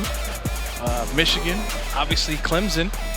That's probably the biggest win there. When you think about them having to switch quarterbacks, they hold on against the Cuse. Cuse had them and had a chance late, but Clemson holds on, so the home winning streak still alive. UCLA in big trouble in Eugene. Tajay Spears back out there at tailback. He gets the call. It's been a well-balanced effort for the Green Wave today. Per usual, a lot of different receivers that they like to utilize. How about 4 different players with a touchdown and 8 guys with at least a catch? It's an equal opportunity offense. I love saying that because everyone is a part of it, but I think Coach Jim Svoboda said it best.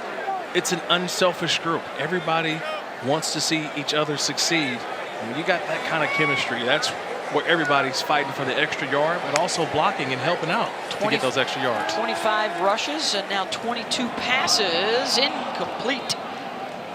Boy, he threw it to Watts, but Jackson may have been the better choice, even further to the outside. Yeah, and Quindell Johnson, the safety, he was out there roaming center field. Would have been a big hit if that ball would have been completed. This is already a big 3rd down to start this half. They just got the touchdown offensively. They can get a stop here. Joey Claybrook, by the way, is back out there at left tackle, so they get back to their starting unit. Pressure coming right up the middle. Right in trouble, and down he goes as he throws it to the outside, incomplete. Good pressure, Hamilton and Allen, and it's 4th down. Yeah, I don't know if the officials should go take another look at this one. To me, it looked like it could have been intentional grounding. Looks like he's still sort of in that tackle box, maybe grasping that outside of the tackle. Could have been a possible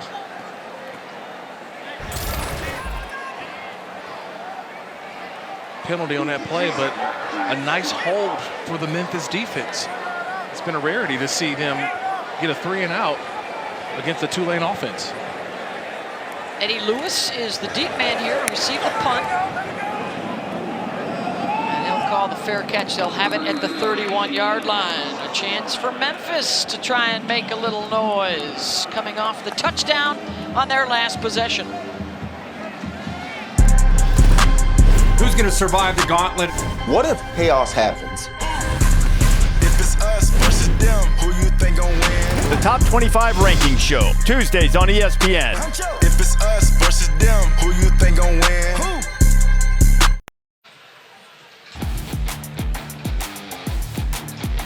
Pretty good year around the top of the American Athletic Conference with Cincinnati and Tulane both ranked. UCF, a big game tonight against ECU. As we check out the American Athletic Conference news and notes, Cincinnati a squeaker today over SMU. And Houston, Clayton Tune, 5 touchdown passes. Still to come tonight on the UCF and ECU. And then next week, Cincinnati at Central Florida. Be a doozy.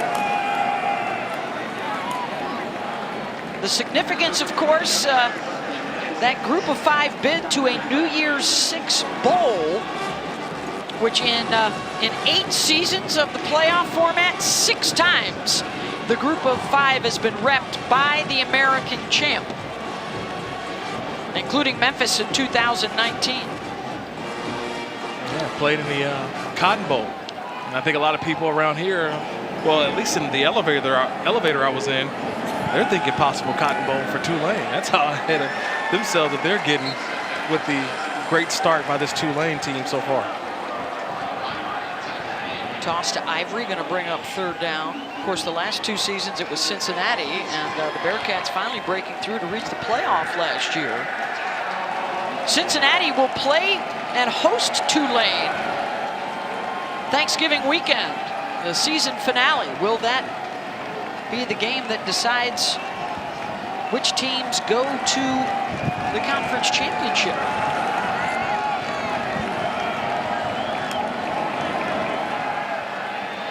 Hennigan hit as he throws, broken up.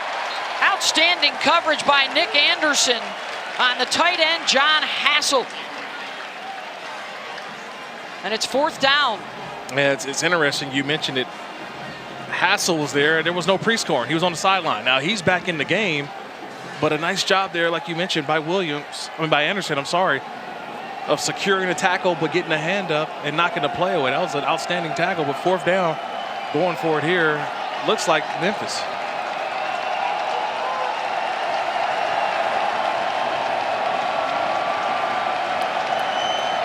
Hennigan on 4th and 5. Throws it outside, caught, and the reach for the 1st down. Eddie Lewis, and a gain of 6. So they get the 4th down conversion. Man, watch the feet in the pocket of the quarterback. Sits there, he settles, nice pocket, and delivers the football all the way to the outside and gets enough for the 1st down. That's a nice throw from Hennigan, knowing where he needed to go, but also having an opportunity for his receiver to move forward for the 1st down. Roll him out. In trouble. And whips that out of bounds. And now a flag coming as the quarterback got thrown to the ground by Angelo Anderson. And that looks to possibly that's going to be 15 yards. Official standing right there. A little unnecessary roughness on Anderson. He Personal will be foul, removed from the game. passer. Number 3, defense. 15-yard penalty, automatic 1st down. And we know the quarterbacks get protection in that pocket.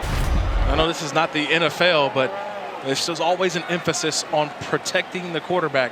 And this is just unnecessary by Anderson at the end. He's already got the quarterback in the grass, but the quarterbacks let the football go.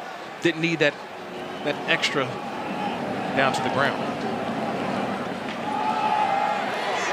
Ducker to the 40, picks up 3.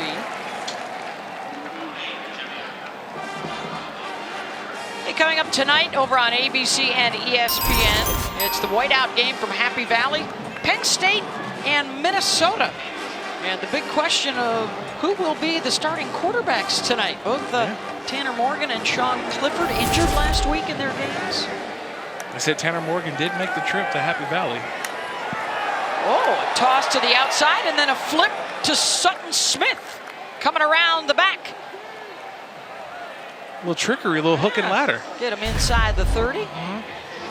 Check that, they're going to spot it at the 31. Love the old hook and ladder. You get the ball out quickly. It's the hook, and then you lateral it to the running back, Smith, who catches it and takes it upfield for the 1st down. Hennigan, by the way, has now completed 7 of his last 8 passes, looking for back-to-back possessions with a score after they were shut out in the 1st half. If I'm Memphis, I'll take a shot at the end zone here. Smith caught in the backfield. Nick Anderson. And a loss on the play. And Tulane's continuing to bring pressure, but they're hanging around the line of scrimmage. They're trying to make Memphis be one-dimensional. So they're going to hang around that offensive line, try to stop the run. At some point, if you're Seth Hennigan, you got to take a shot down the field. If you get one-on-one on the outside, like he does right here at Javen Ivory at the bottom, I go up top. Caught inside the 20 and the spin move to the middle of the field and a touchdown Memphis, Eddie Lewis. 33 yards and it's back-to-back scores to open up the 2nd half for Memphis. Unfortunately, Lummy Young, 23, he's a free safety, misses the tackle. He's right there in the open field. Lummy Young just misses the tackle. A nice little inside spin move.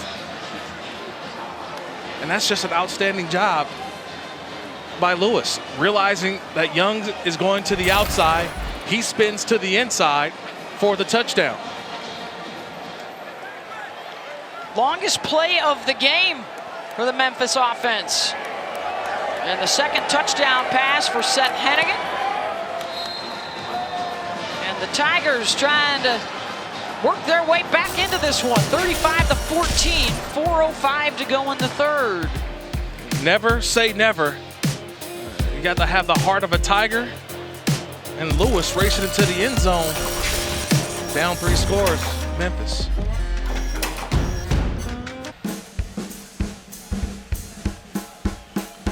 Oh, coming to New Orleans, got to get some beignets. Cafe du Monde. Nice homecoming weekend here at Tulane. Yeah, there's powdered sugar all over the floor here in the press box. No one's surprised. I was denied this morning, by the way, at Cafe du Monde. I was denied. Line was too long. Line was too long. Yes. I was denied because of so many tourists, people in town. Unlike yourself, of course. Yeah, I was there. How about the turnaround for Memphis? More touchdowns, more total yards, more first downs already. Their first 2 possessions of this third quarter than they had the entire first half. And that's why they got a little confidence now across the way. And it might serve Tulane well to sustain a drive here, or things might start to get a little nervy. Yeah, everybody is up on that Memphis sideline. You talk about belief. Those 2 drives offensively has given this team belief now. Tyjae Spears, nice cutback.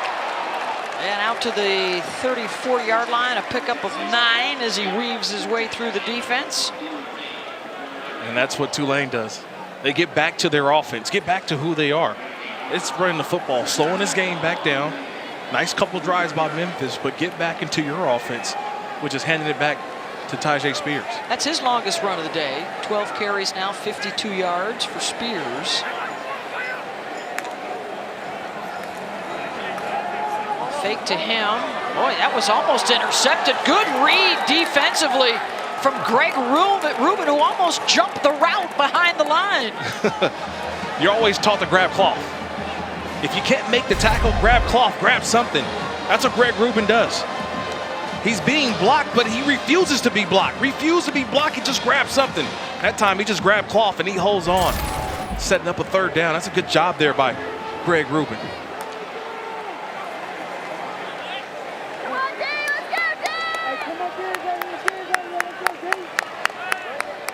Got the middle field open. See if James, the tight end, can get down the middle of the field. Well, they forced a 3 and out the first possession of this half. And they will He's short. Force a 4th down right here. Hamilton stops Spears. And the offense remains.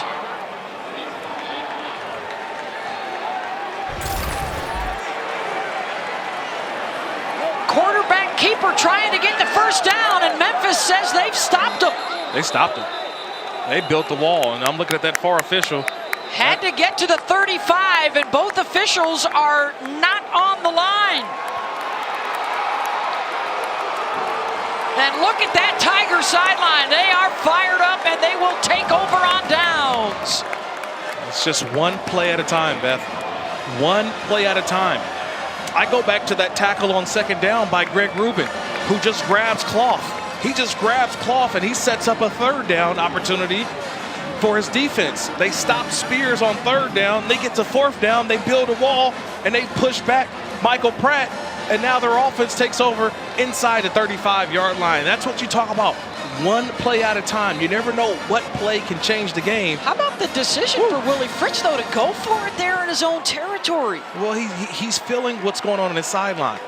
Everybody is just, hey, feeling comfortable, feeling, hey, we're up 35-0. And I wonder if the officials are trying to take another look at this one. I just don't see it. It looks like he's short.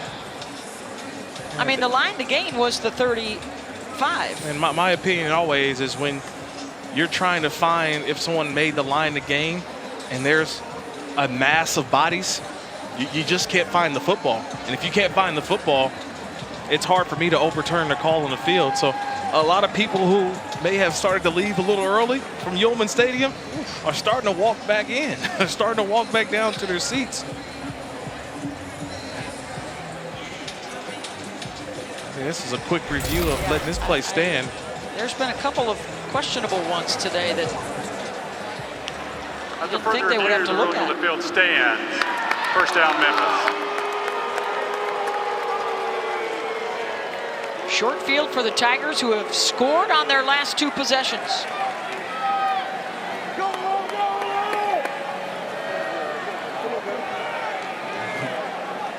Brandon Thomas will get the call here at tailback for the first time here in the 3rd quarter. Big improvement for Seth Hennigan in this second half. Do they take a shot? They'll drop it off underneath. And the catch is made by Brandon Thomas. That is what Memphis likes to call UARs, Kirk. Yes, the for Seth Hennigan. I love the UARs, right? It is a underneath available receiver, and that's what number 22, Brandon Thomas, was. You just take what the defense gives you, but it's the patience that you have to have, and Hennigan took the easy throw. 2nd and 1. Oh, big hit right at the line by Nick Anderson. Stops him short. It's going to be 3rd down and 1. Oh, nice hit coming downhill, Nick Anderson. You get one-on-one. That thing opens up. You see space, you run space. Nice form tackle and finish there by Nick Anderson.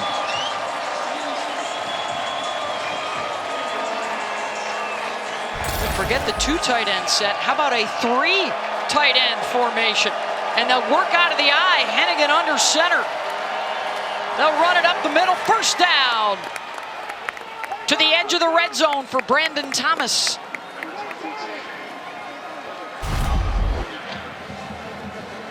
You got your big boy package 13s in. 1 back, 3 tight ends. You get the pull from the left guard, Gamble, and you get a running back that just goes downhill. Knowing where the first down marker is, you just got to get downhill. Brandon Thomas with the first down.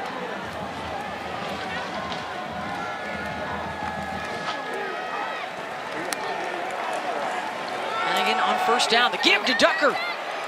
Down inside the 15. I feel like they found something in this power run game, right? Getting extra blockers at the point of attack. This time they pulled the left tackle, Austin Myers, to give you an extra blocker. Receiver screen, skates. Caught it and then went to ground. And I think he slipped. He made 3 moves, and he was trying to figure it out. Where do I go? And that's the end that's of the enough 3rd quarter. For the 3rd quarter. Going to be a 3rd down to start out the 4th quarter. Memphis is on the move. Looking for a 3rd straight touchdown to get back in it.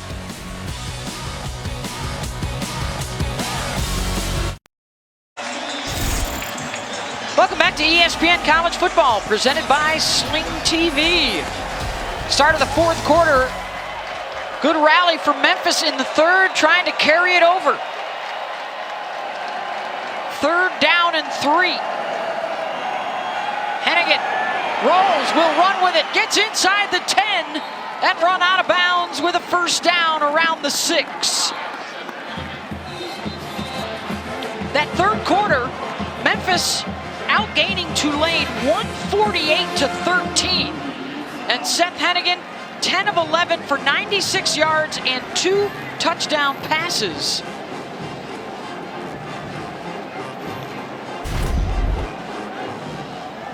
Now they've got it, first down and goal. It's a terrific job there by Hennigan, knowing that the original option on that play was the tight end Hassel. Tulane took that away, and then Hennigan realizing I got to get the first, gets out of bounds.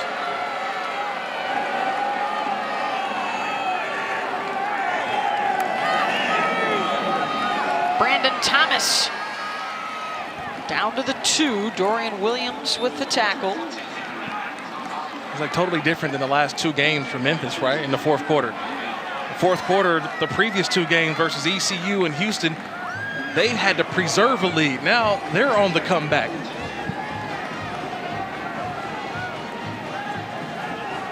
They are tops in fourth quarter scoring in FBS. Of course, they've also given up a bunch. The focus all week has been on the finish on the fourth quarter. They need 3 touchdowns to tie it. Looking for one right here, and they'll get it.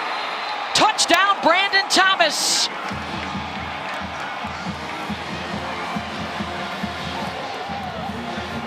And the momentum has shifted completely to the Tigers.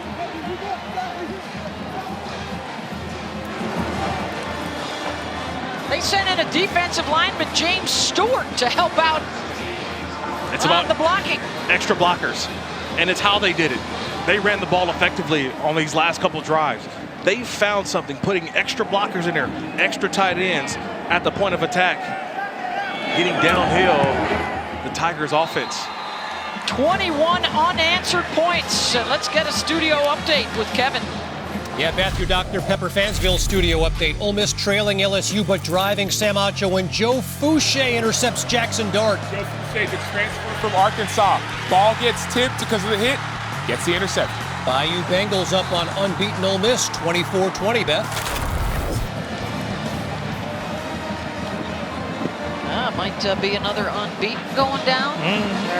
They're getting fewer and fewer nationwide. That game's not too far from us. Yeah. Right up by 10 away. 21 in a row from Memphis. 8 plays, 34 yards in just over 3 minutes for their 3rd touchdown in a row. Their last 3 possessions. And Tulane finds themselves in a bit of a funk after they went up 35-0 in the first half. 2 possessions, a couple of 3 and outs in that 3rd quarter.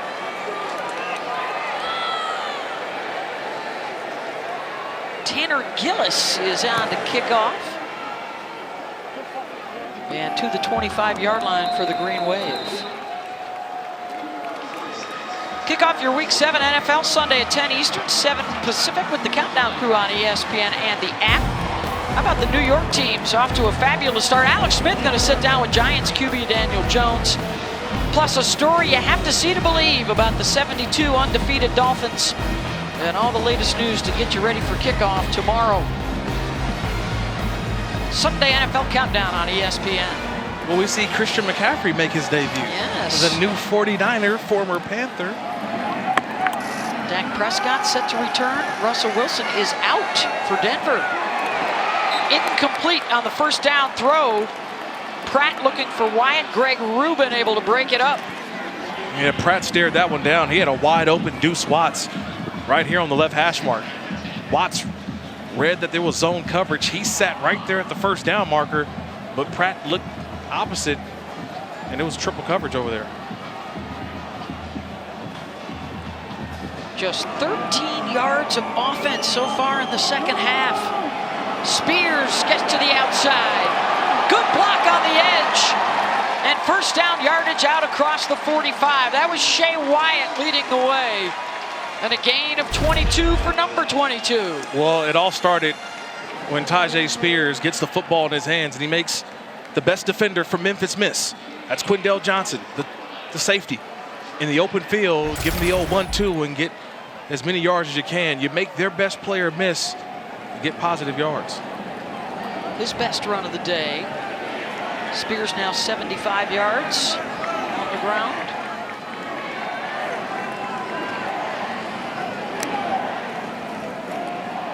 Pratt will give it to him again. Cuts it back and finds some room. Down to the 45. And a gain of 8. James Quinerly with the stop. You got to have faith. Faith in the system. That's what Tyjae Spears, that's what his offensive coordinator, Jim Swoboda, said. He's starting to have faith in the system, knowing where the cutback is going to be. And you see the vision on that last play.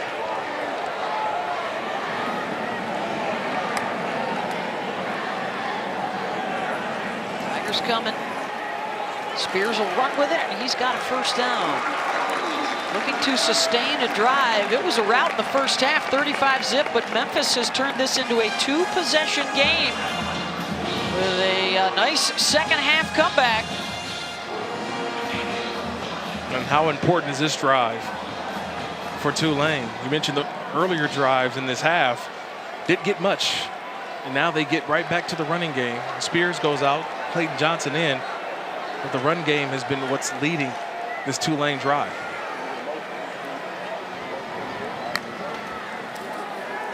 The fake to McDougal, and then they'll pass it to Day-Day. Got back to the line of scrimmage. That's it. Davian Ross was there waiting.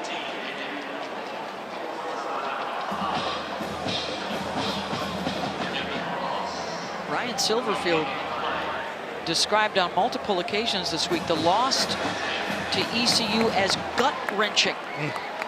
But he said his guys did a terrific job of putting that behind them quickly and starting fresh in their Tulane prep. And then taking a big punch to the jaw in the first half, and here they come again. A very resilient bunch.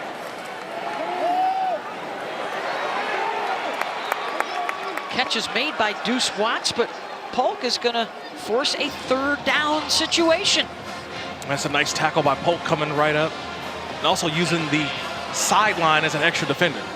He knew that if I come inside out, the only person that can make the tackle is the sideline. That's a good job by knowing where you're at on the field. Now the 3rd and long.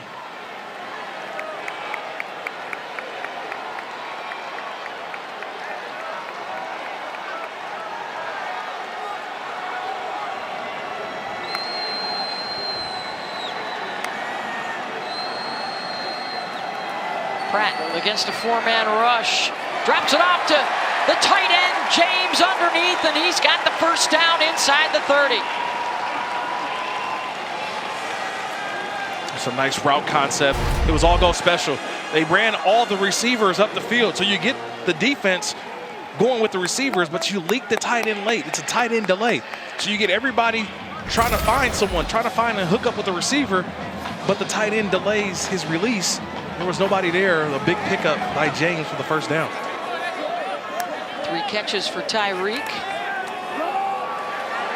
Big run for Spears, down to the 20. Another good chunk of yardage. He'll pick up 8 there as he approaches 100 on the day. He's at 95. That's a nice run here. All he does is they get extra blockers up front, getting guys to the second level.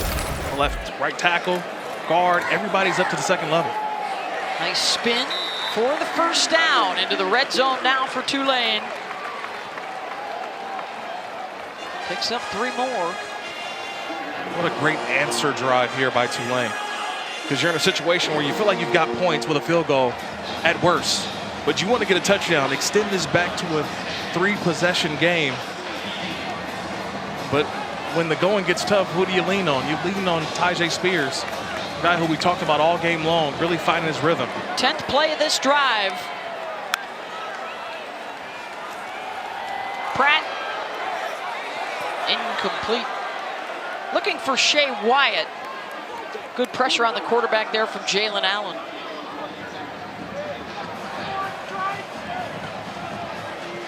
Big hit Pratt took on that last one.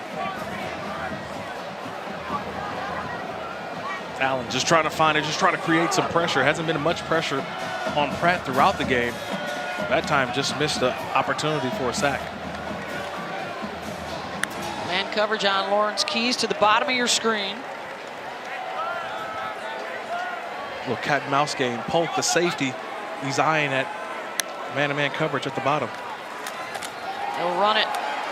Spears reaches for the 11-yard line. Tyler Murray got him, and it'll be 3rd down once again, 3rd and about 4. Spears now over 100 on the day, 19 for 104 with this last carry. I love how he's riding the wave on this drive, right? He's riding the wave of the offensive line. Seeing as his guys are getting to the 2nd and 3rd level. And this has been all Tyjae Spears on this drive. 51 of their 64 yards for Tyjae.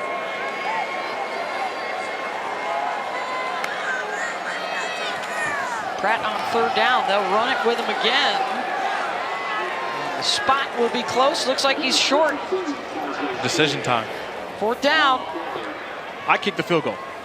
Points for me, makes this a 3-possession game. This should be an easy one for Fritz. Just go ahead, kick the field goal.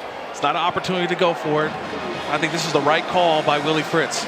Kick the field goal. Hopefully you get 3, and now this turns into a 3-possession game with about under 8 minutes to go.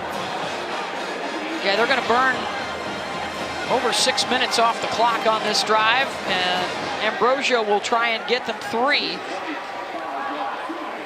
to bump the lead to 17. This is a 25-yard attempt.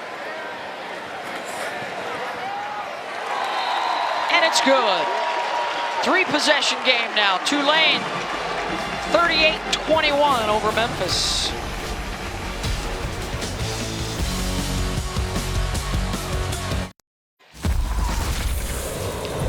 This season, Allstate will celebrate every field goal and extra point made by participating universities by making a donation to the university's General Scholarship Fund.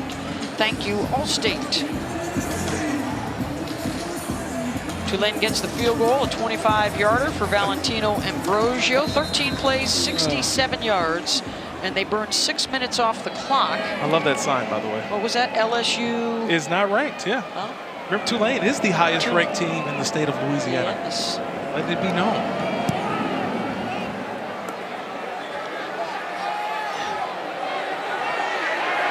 Sutton Smith down at the 16 as we check in with the studio. Kevin?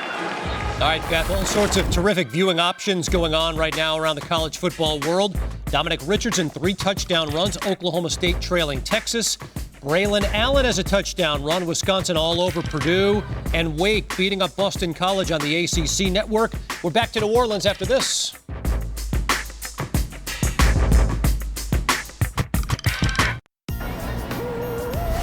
ESPN College Football is presented by Sling, the TV you love for a price you'll love. Ooh, the mortuary haunted mansion here in New Orleans. 150 years of scaring people, Kirk. It was actually a real funeral home for over 80 years. And one of the best in the country at making you lose sleep at night. 38-21, Tulane on top of Memphis, 7:34 to go. 3 giveaways from Memphis, resulting in 14 points for Tulane. Here's Ducker. Nowhere to go with it. Maybe got a yard as we revisit Kirk's keys for the Tigers. And how have they done today? Well, remember their body armor. They had to have the body armor because of all the Spears that they were going to see today. And right now, Tyjae Spears, over 100 yards rushing. Haven't done a good job there, but they have cashed in the red zone. 2 opportunities in the red zone. They've cashed in with 2 touchdowns. It's just been those 3 turnovers that have really hurt the Memphis team today. And now they're looking at a 3rd down. And under 7 minutes to go. They need 3 scores. And it will depend on the spot. Eric Hicks got underneath Ducker there. And it's 4th down. Nice job there by Hicks, knifing through there.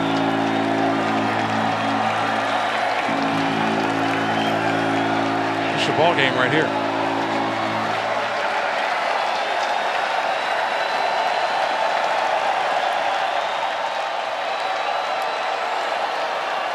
Hennigan, and the handoff right up the middle. It's going to be close. It's going to be close. It just depends on the spot. My looks of it seems to be they got just enough for the 1st down. Yep, there it is. They got just enough. Javion Ducker got it for him. And now they got to move.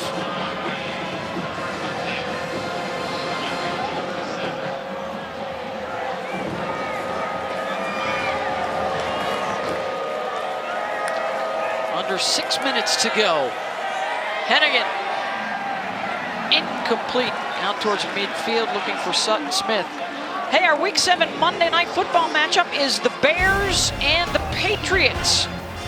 Pats have won a couple of straight. They will host Chicago in Foxborough, 8 Eastern, 5 Pacific on ESPN, Deportes, and the app.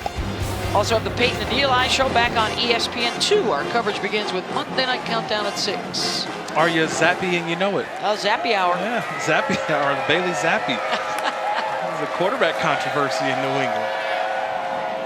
Incomplete, and it's third down, looking for Rock Taylor. This is where the Tulane defense is at its best. It's when they can drop 8 players into coverage and just rush 3. So they'll rush their 3 defenders, they'll drop 8, and so it's just hard for a quarterback to find the open guy because you don't have enough time.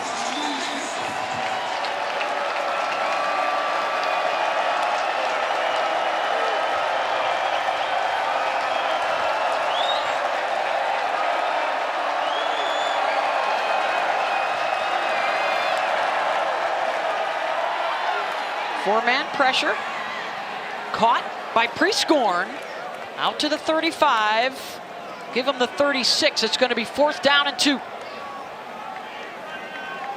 Same thing here. I wonder, does Chris Hampton bring pressure? 4th and 2 here. Try to plug up all the gaps.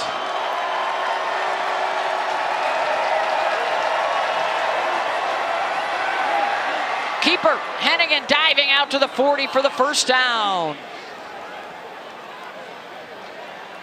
You put matters into your own hands and dive forward. Seth Hennigan, it's just the experience of the sophomore quarterback, part of the growing process. Picked up a big first down. Slings it out wide. Cameron Wright, and stuffed by Macon Clark. Drove him down. Gain of 4. Going to take a lot of time off that clock. This Tulane defense doesn't make it easy.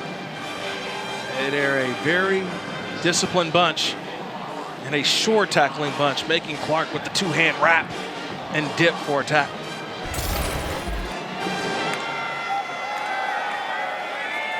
Hennigan on the rollout, has a man downfield, caught at the 30, and there goes Eddie Lewis.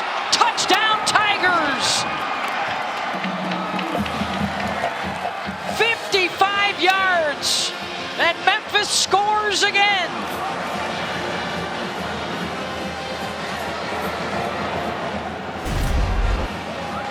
It's just being patient. That's what Hennigan does. He's patient. He realizes I got somebody underneath, but I want you to watch the safety, 31, Larry Brooks, who comes in and goes for the interception. That's the senior, Larry Brooks, 31.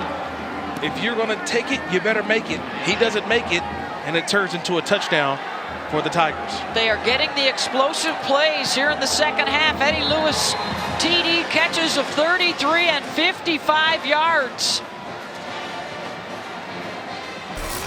A 10-point game, 4:23 to go. Again, I said, if you take it, you better make it. You take the chance, you make the chance. No Larry Brooks on that play, but Lewis for touchdown number 2.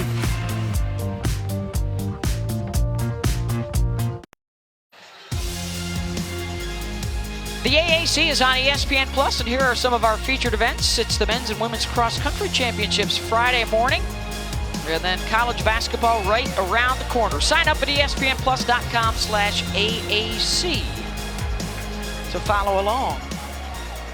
Chris Howard. Looks like there might be some onside potential here. There is. Looking for that bounce, and it ricochets out of bounds. They had a chance on that first one. That wasn't a ricochet, Bev. It may have looked like a ricochet, but that was Jaquan Jackson. Batting it out of bounds. You better go to the men's volleyball team with that bat up in the air.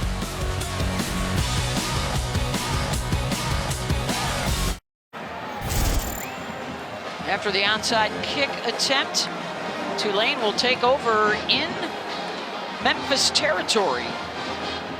An offense that has just 80 yards in the second half, so the Tiger defense has come up big as we check out Kirk's keys. Well, again, look, no candy corn, meaning contain Caden Priestcorn, the tight end for Memphis. They've done a good job doing that. Only 2 catches, 13 yards. Remember last week versus ECU, he had 6 catches, 104 yards, and the home crowd has definitely been a factor today utilizing the jazz hands. All members of the Tulane family here at homecoming doing their job, especially in the first half. Second half has been sort of dicey. Tough sledding. Yeah, dicey is a good word to say.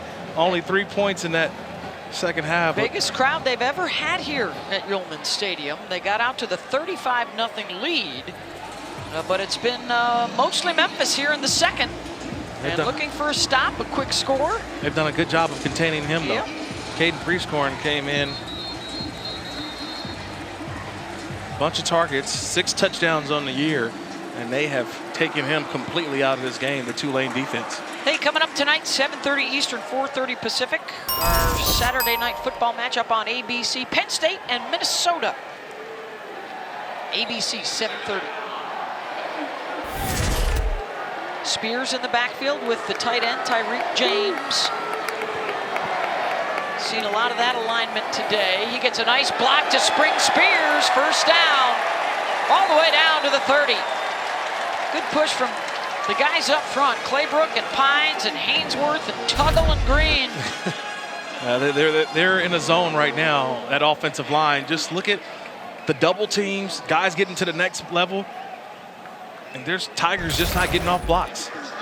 They're doing a terrific job, that offensive line, of getting to that second level and sticking on guys. 148 rushing a week ago against USF for Spears, and today he follows that up with 124 on the ground. Perhaps more to come. 3.5 still to go. Spears again.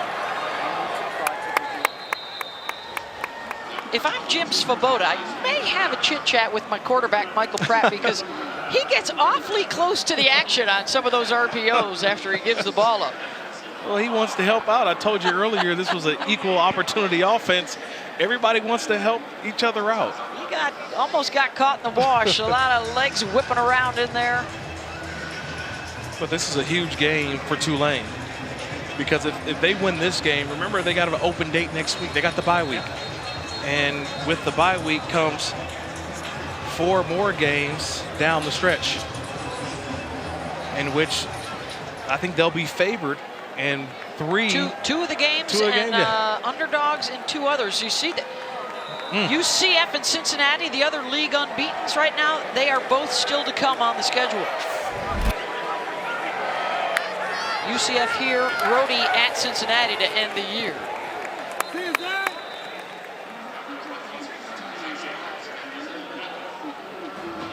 And for Willie Fritz, he made the Bear Bryant watch list for Coach of the Year midseason. The Dodd folks didn't have him on the list, which is surprising considering they are engineering right now the best turnaround in FBS this season. Yeah, it's funny when Willie Fritz talks about it, because this is a team that he says we still aren't too far removed from being 2-10 last year. And he talked about not having, being away from New Orleans for a while and having to do things on the move, and just the injuries. It was so much, and the guys have bought in this season, and obviously that win at Kansas State was huge. And then the lose the next week to Southern Miss really woke them up, and I think that's the reason why they play like their hair is on fire to start the game, because they realize they don't want to have another letdown like they had against Southern Miss. Here's 3rd down and 9. Big stop for the Tigers if they can get it. The end around to McDougal, and they do get the stop. It's 4th down. Quindell Johnson as we check in with Stormy. Yeah, just to add on Kirk's point, Tulane center Sincere Hainsworth called that loss to Southern Miss after the K-State win a really humbling experience. He said, when everybody's patting you on the back and telling you how great you are, you feel on top of the world and invincible, but you're not. They only got to that point because of how they worked, because of the chip on their shoulder, and they had a re-evolved edge from that point on, and it's shown on the football field since. Under 3 minutes now and counting. They're going to let this run down before they decide what to do here. Let's check. It would be a 49-yard field goal attempt. Ambrosio's long is 42.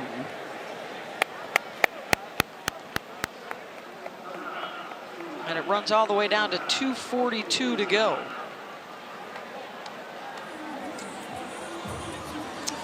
I see a little huddle over there with Willie Fritz and his coaching staff trying to figure out what's the best thing to do here.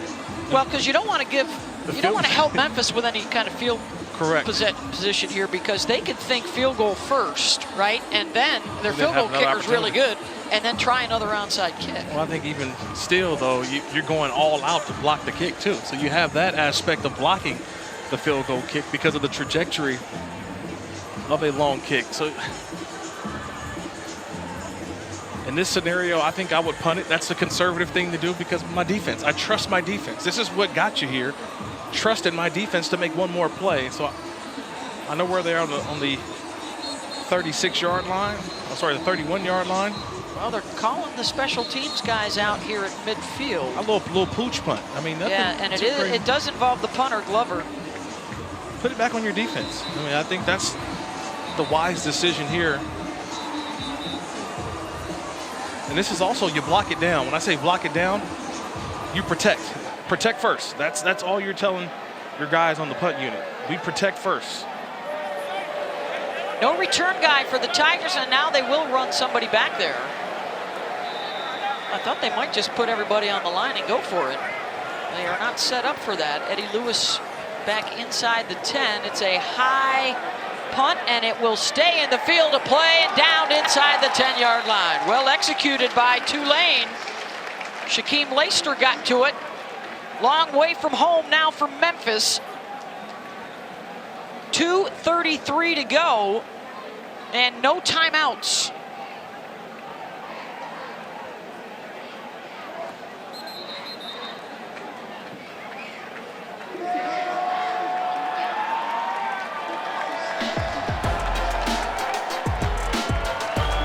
This is what we were talking about, the schedule for Tulane. They still have a date with UCF, and they still have a date with Cincinnati. Black Friday with Cincinnati. Yes. That's going to be a fun one. That will be fun. All right, they're going to put it on their defense here. Sutton Smith is in alongside Seth Hennigan from Memphis. Incomplete, well short of Eddie Lewis. And if you're Tulane, keep everything in front of you, right? No gambling, no trying to make interceptions. Knock the football down. Because Memphis has the second most plays of over 40 yards in college football. Only Tennessee has more of them, including Eddie Lewis with that 55-yard touchdown catch moments ago.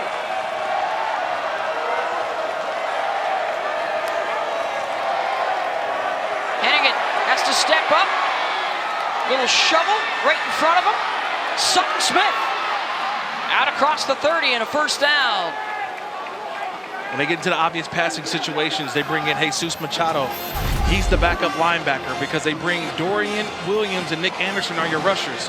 That time Machado missed the tackle. So have a big game by Sutton. First down catch is made. Joseph skates. 2:08 to go. The long field goal for Chris Howard this year is 47 yards. He is perfect on the year. And is that caught on the deflection? Wow. It is. Prescorn got it after Ivory tipped it. They're going to stop and probably take another look at this one. Take a peek at this. The ruling on the field of completed catch is under further review. Yeah, there was nothing there on my initial look. Beth, the first time I thought that was a catch. Prescorn right there following the ball in. I thought that was a catch. Right, Ivory, yeah, that's a catch. He's got two hands underneath and firm control of that football. That's a catch. As it stands, 21 yards on the completion. Yeah, that's a catch. He's got both hands under that, firm control of that football. That will stand. That'll be 1st and 10 at the 37-yard line. He's got firm grasp and control of that football. Ball right now is spotted at the 37. To be in Howard's range, they'd need to get down around the 30 if they wanted to go for the field goal first. I'm thinking touchdown here. With 2 minutes left, I'm thinking touchdown here. Because what do you think is the more difficult of the two? getting the touchdown. So I go touchdown first before going for the field goal.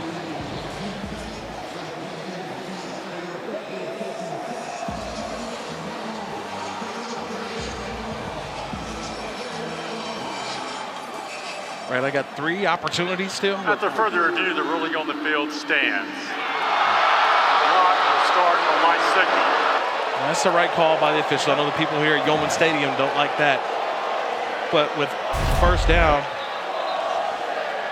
the clock still should be moving. And if you're Memphis, you're thinking touchdown here. I got 3 plays to get a touchdown. If not, then I go for the field goal, then hopefully onside kick. Under 2 to go. Back-to-back heartbreaking losses for Memphis. Can they flip the script? Hennigan pushed out of bounds. Let's see where they spot him. Did he lose yardage there? Got back to the line of scrimmage. Run out by Nick Anderson, 2nd down. Yeah, initial pressure there by Dorian Williams, a middle linebacker. He hurdles the running back and goes straight in. And that's what forced Hennigan to have to escape the pocket.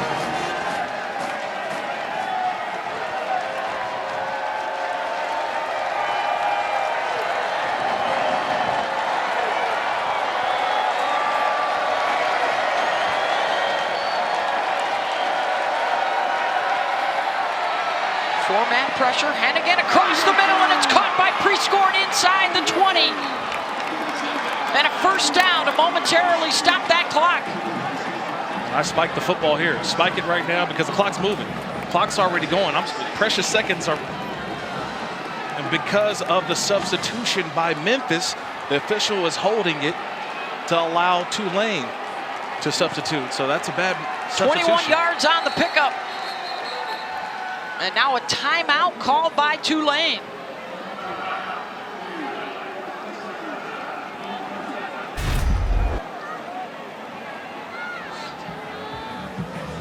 Job by Hennigan under pressure. He's feeling the pressure, but he hangs in there, right? We talked about his feet in the pocket. He knows he's going to get drilled, but keeping his feet, eyes downfield. Prescorn becomes available, crossing the field, and delivers a nice pass, and they get down. But because Memphis substituted, the official had to hold the ball, which kept the time clock going. Well, and then Willie Fritz or somebody on the sideline realized they only got 10 guys out there. So they had to call the timeout. These things are happening quick, too. Happening quick. So Memphis substitutes, and then the substitution, allowing the substitution for Tulane, and someone didn't get the call. 1:17 to go. They are looking touchdown first. Well within field goal range. Hennigan now over 300 yards passing, most of it here in the second half.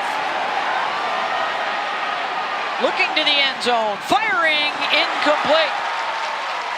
Intended for Skates, Brooks broke it up.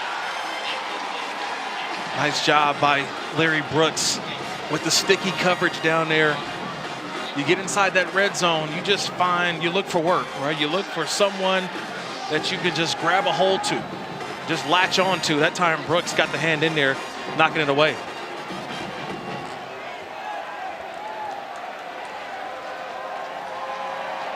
Second and 10.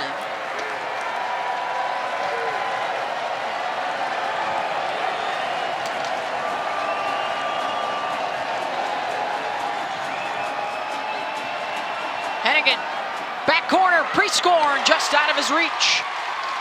Third down.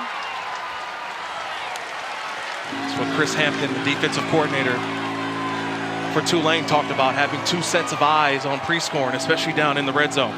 That time they had him double covered. They had the linebacker, number 2, Dorian Williams, and then a safety over the top. So it'd have to be an outstanding catch from Prescorn, because he is going to garner a ton of attention down here in the red zone.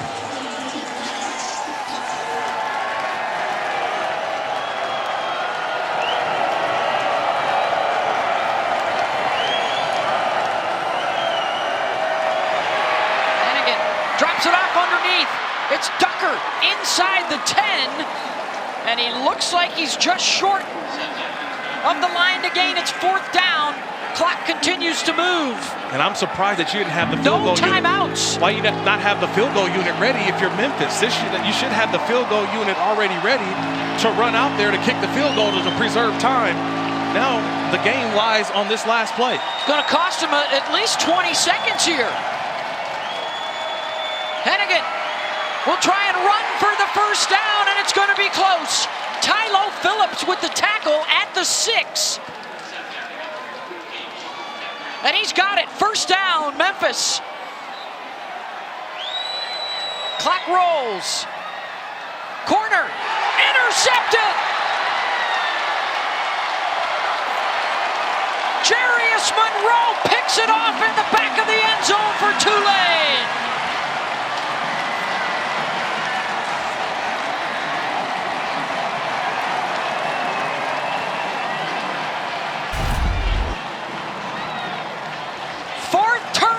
Should end it.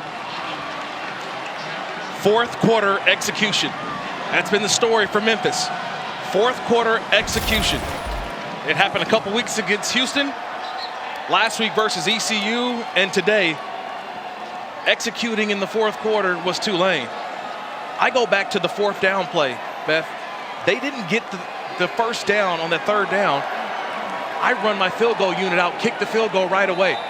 They put it in the 4th down. They get the 4th down, but precious time goes off the clock, and you're forced to have to make the throw into the end zone for the interception by Monroe. And instead, it's Tulane. Their magical season continues. 7-1. And atop the American Athletic Conference standings with Cincinnati and UCF a half a game back. And the biggest turnaround in FBS continues. 38-28 is the final as they head into the bye week.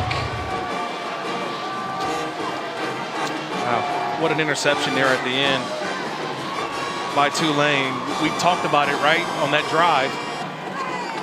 Willie Fritz decided to punt the football, and why did he punt? Well, he punted to put it on his defense. He says, my defense played well all season long. They are going to secure this victory for us. And they sure did at the end of the game. Jarius Monroe with the big play, interception at the end.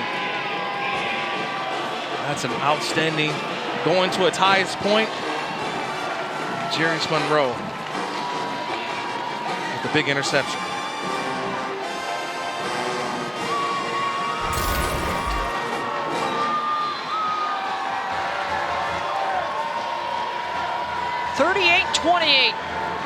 Your final score, and Willie Fritz is now with Stormy. Well, Coach, it was certainly a tale of 2 halves. You're not kidding. How did your group withstand Memphis' 2nd half push? Well, they did a great job. Coach did a super job. They didn't quit. They kept fighting. You know, we had a couple key plays we didn't convert on. You know, defensively, gave up a couple of big plays as well. But I was happy there at the very end. We made the play to win and seal the ball game. Better to learn from a win than a loss. What can you take away from this game moving forward? Well, we got to keep playing, number one. You know, we slowed it down a little bit in the 2nd half. That's probably my fault. You know, I wanted to run a little bit of clock and make it a short game, which we did, but it kind of got us out of rhythm. So, you know, there'll be a lot of things to learn from this game. Thanks for the time, Coach. Thank you.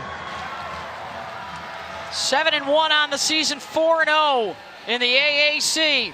As Tulane holds on to beat Memphis. For Kirk Morrison, Stormy Bonatoni, our entire crew, I'm Beth Mullins.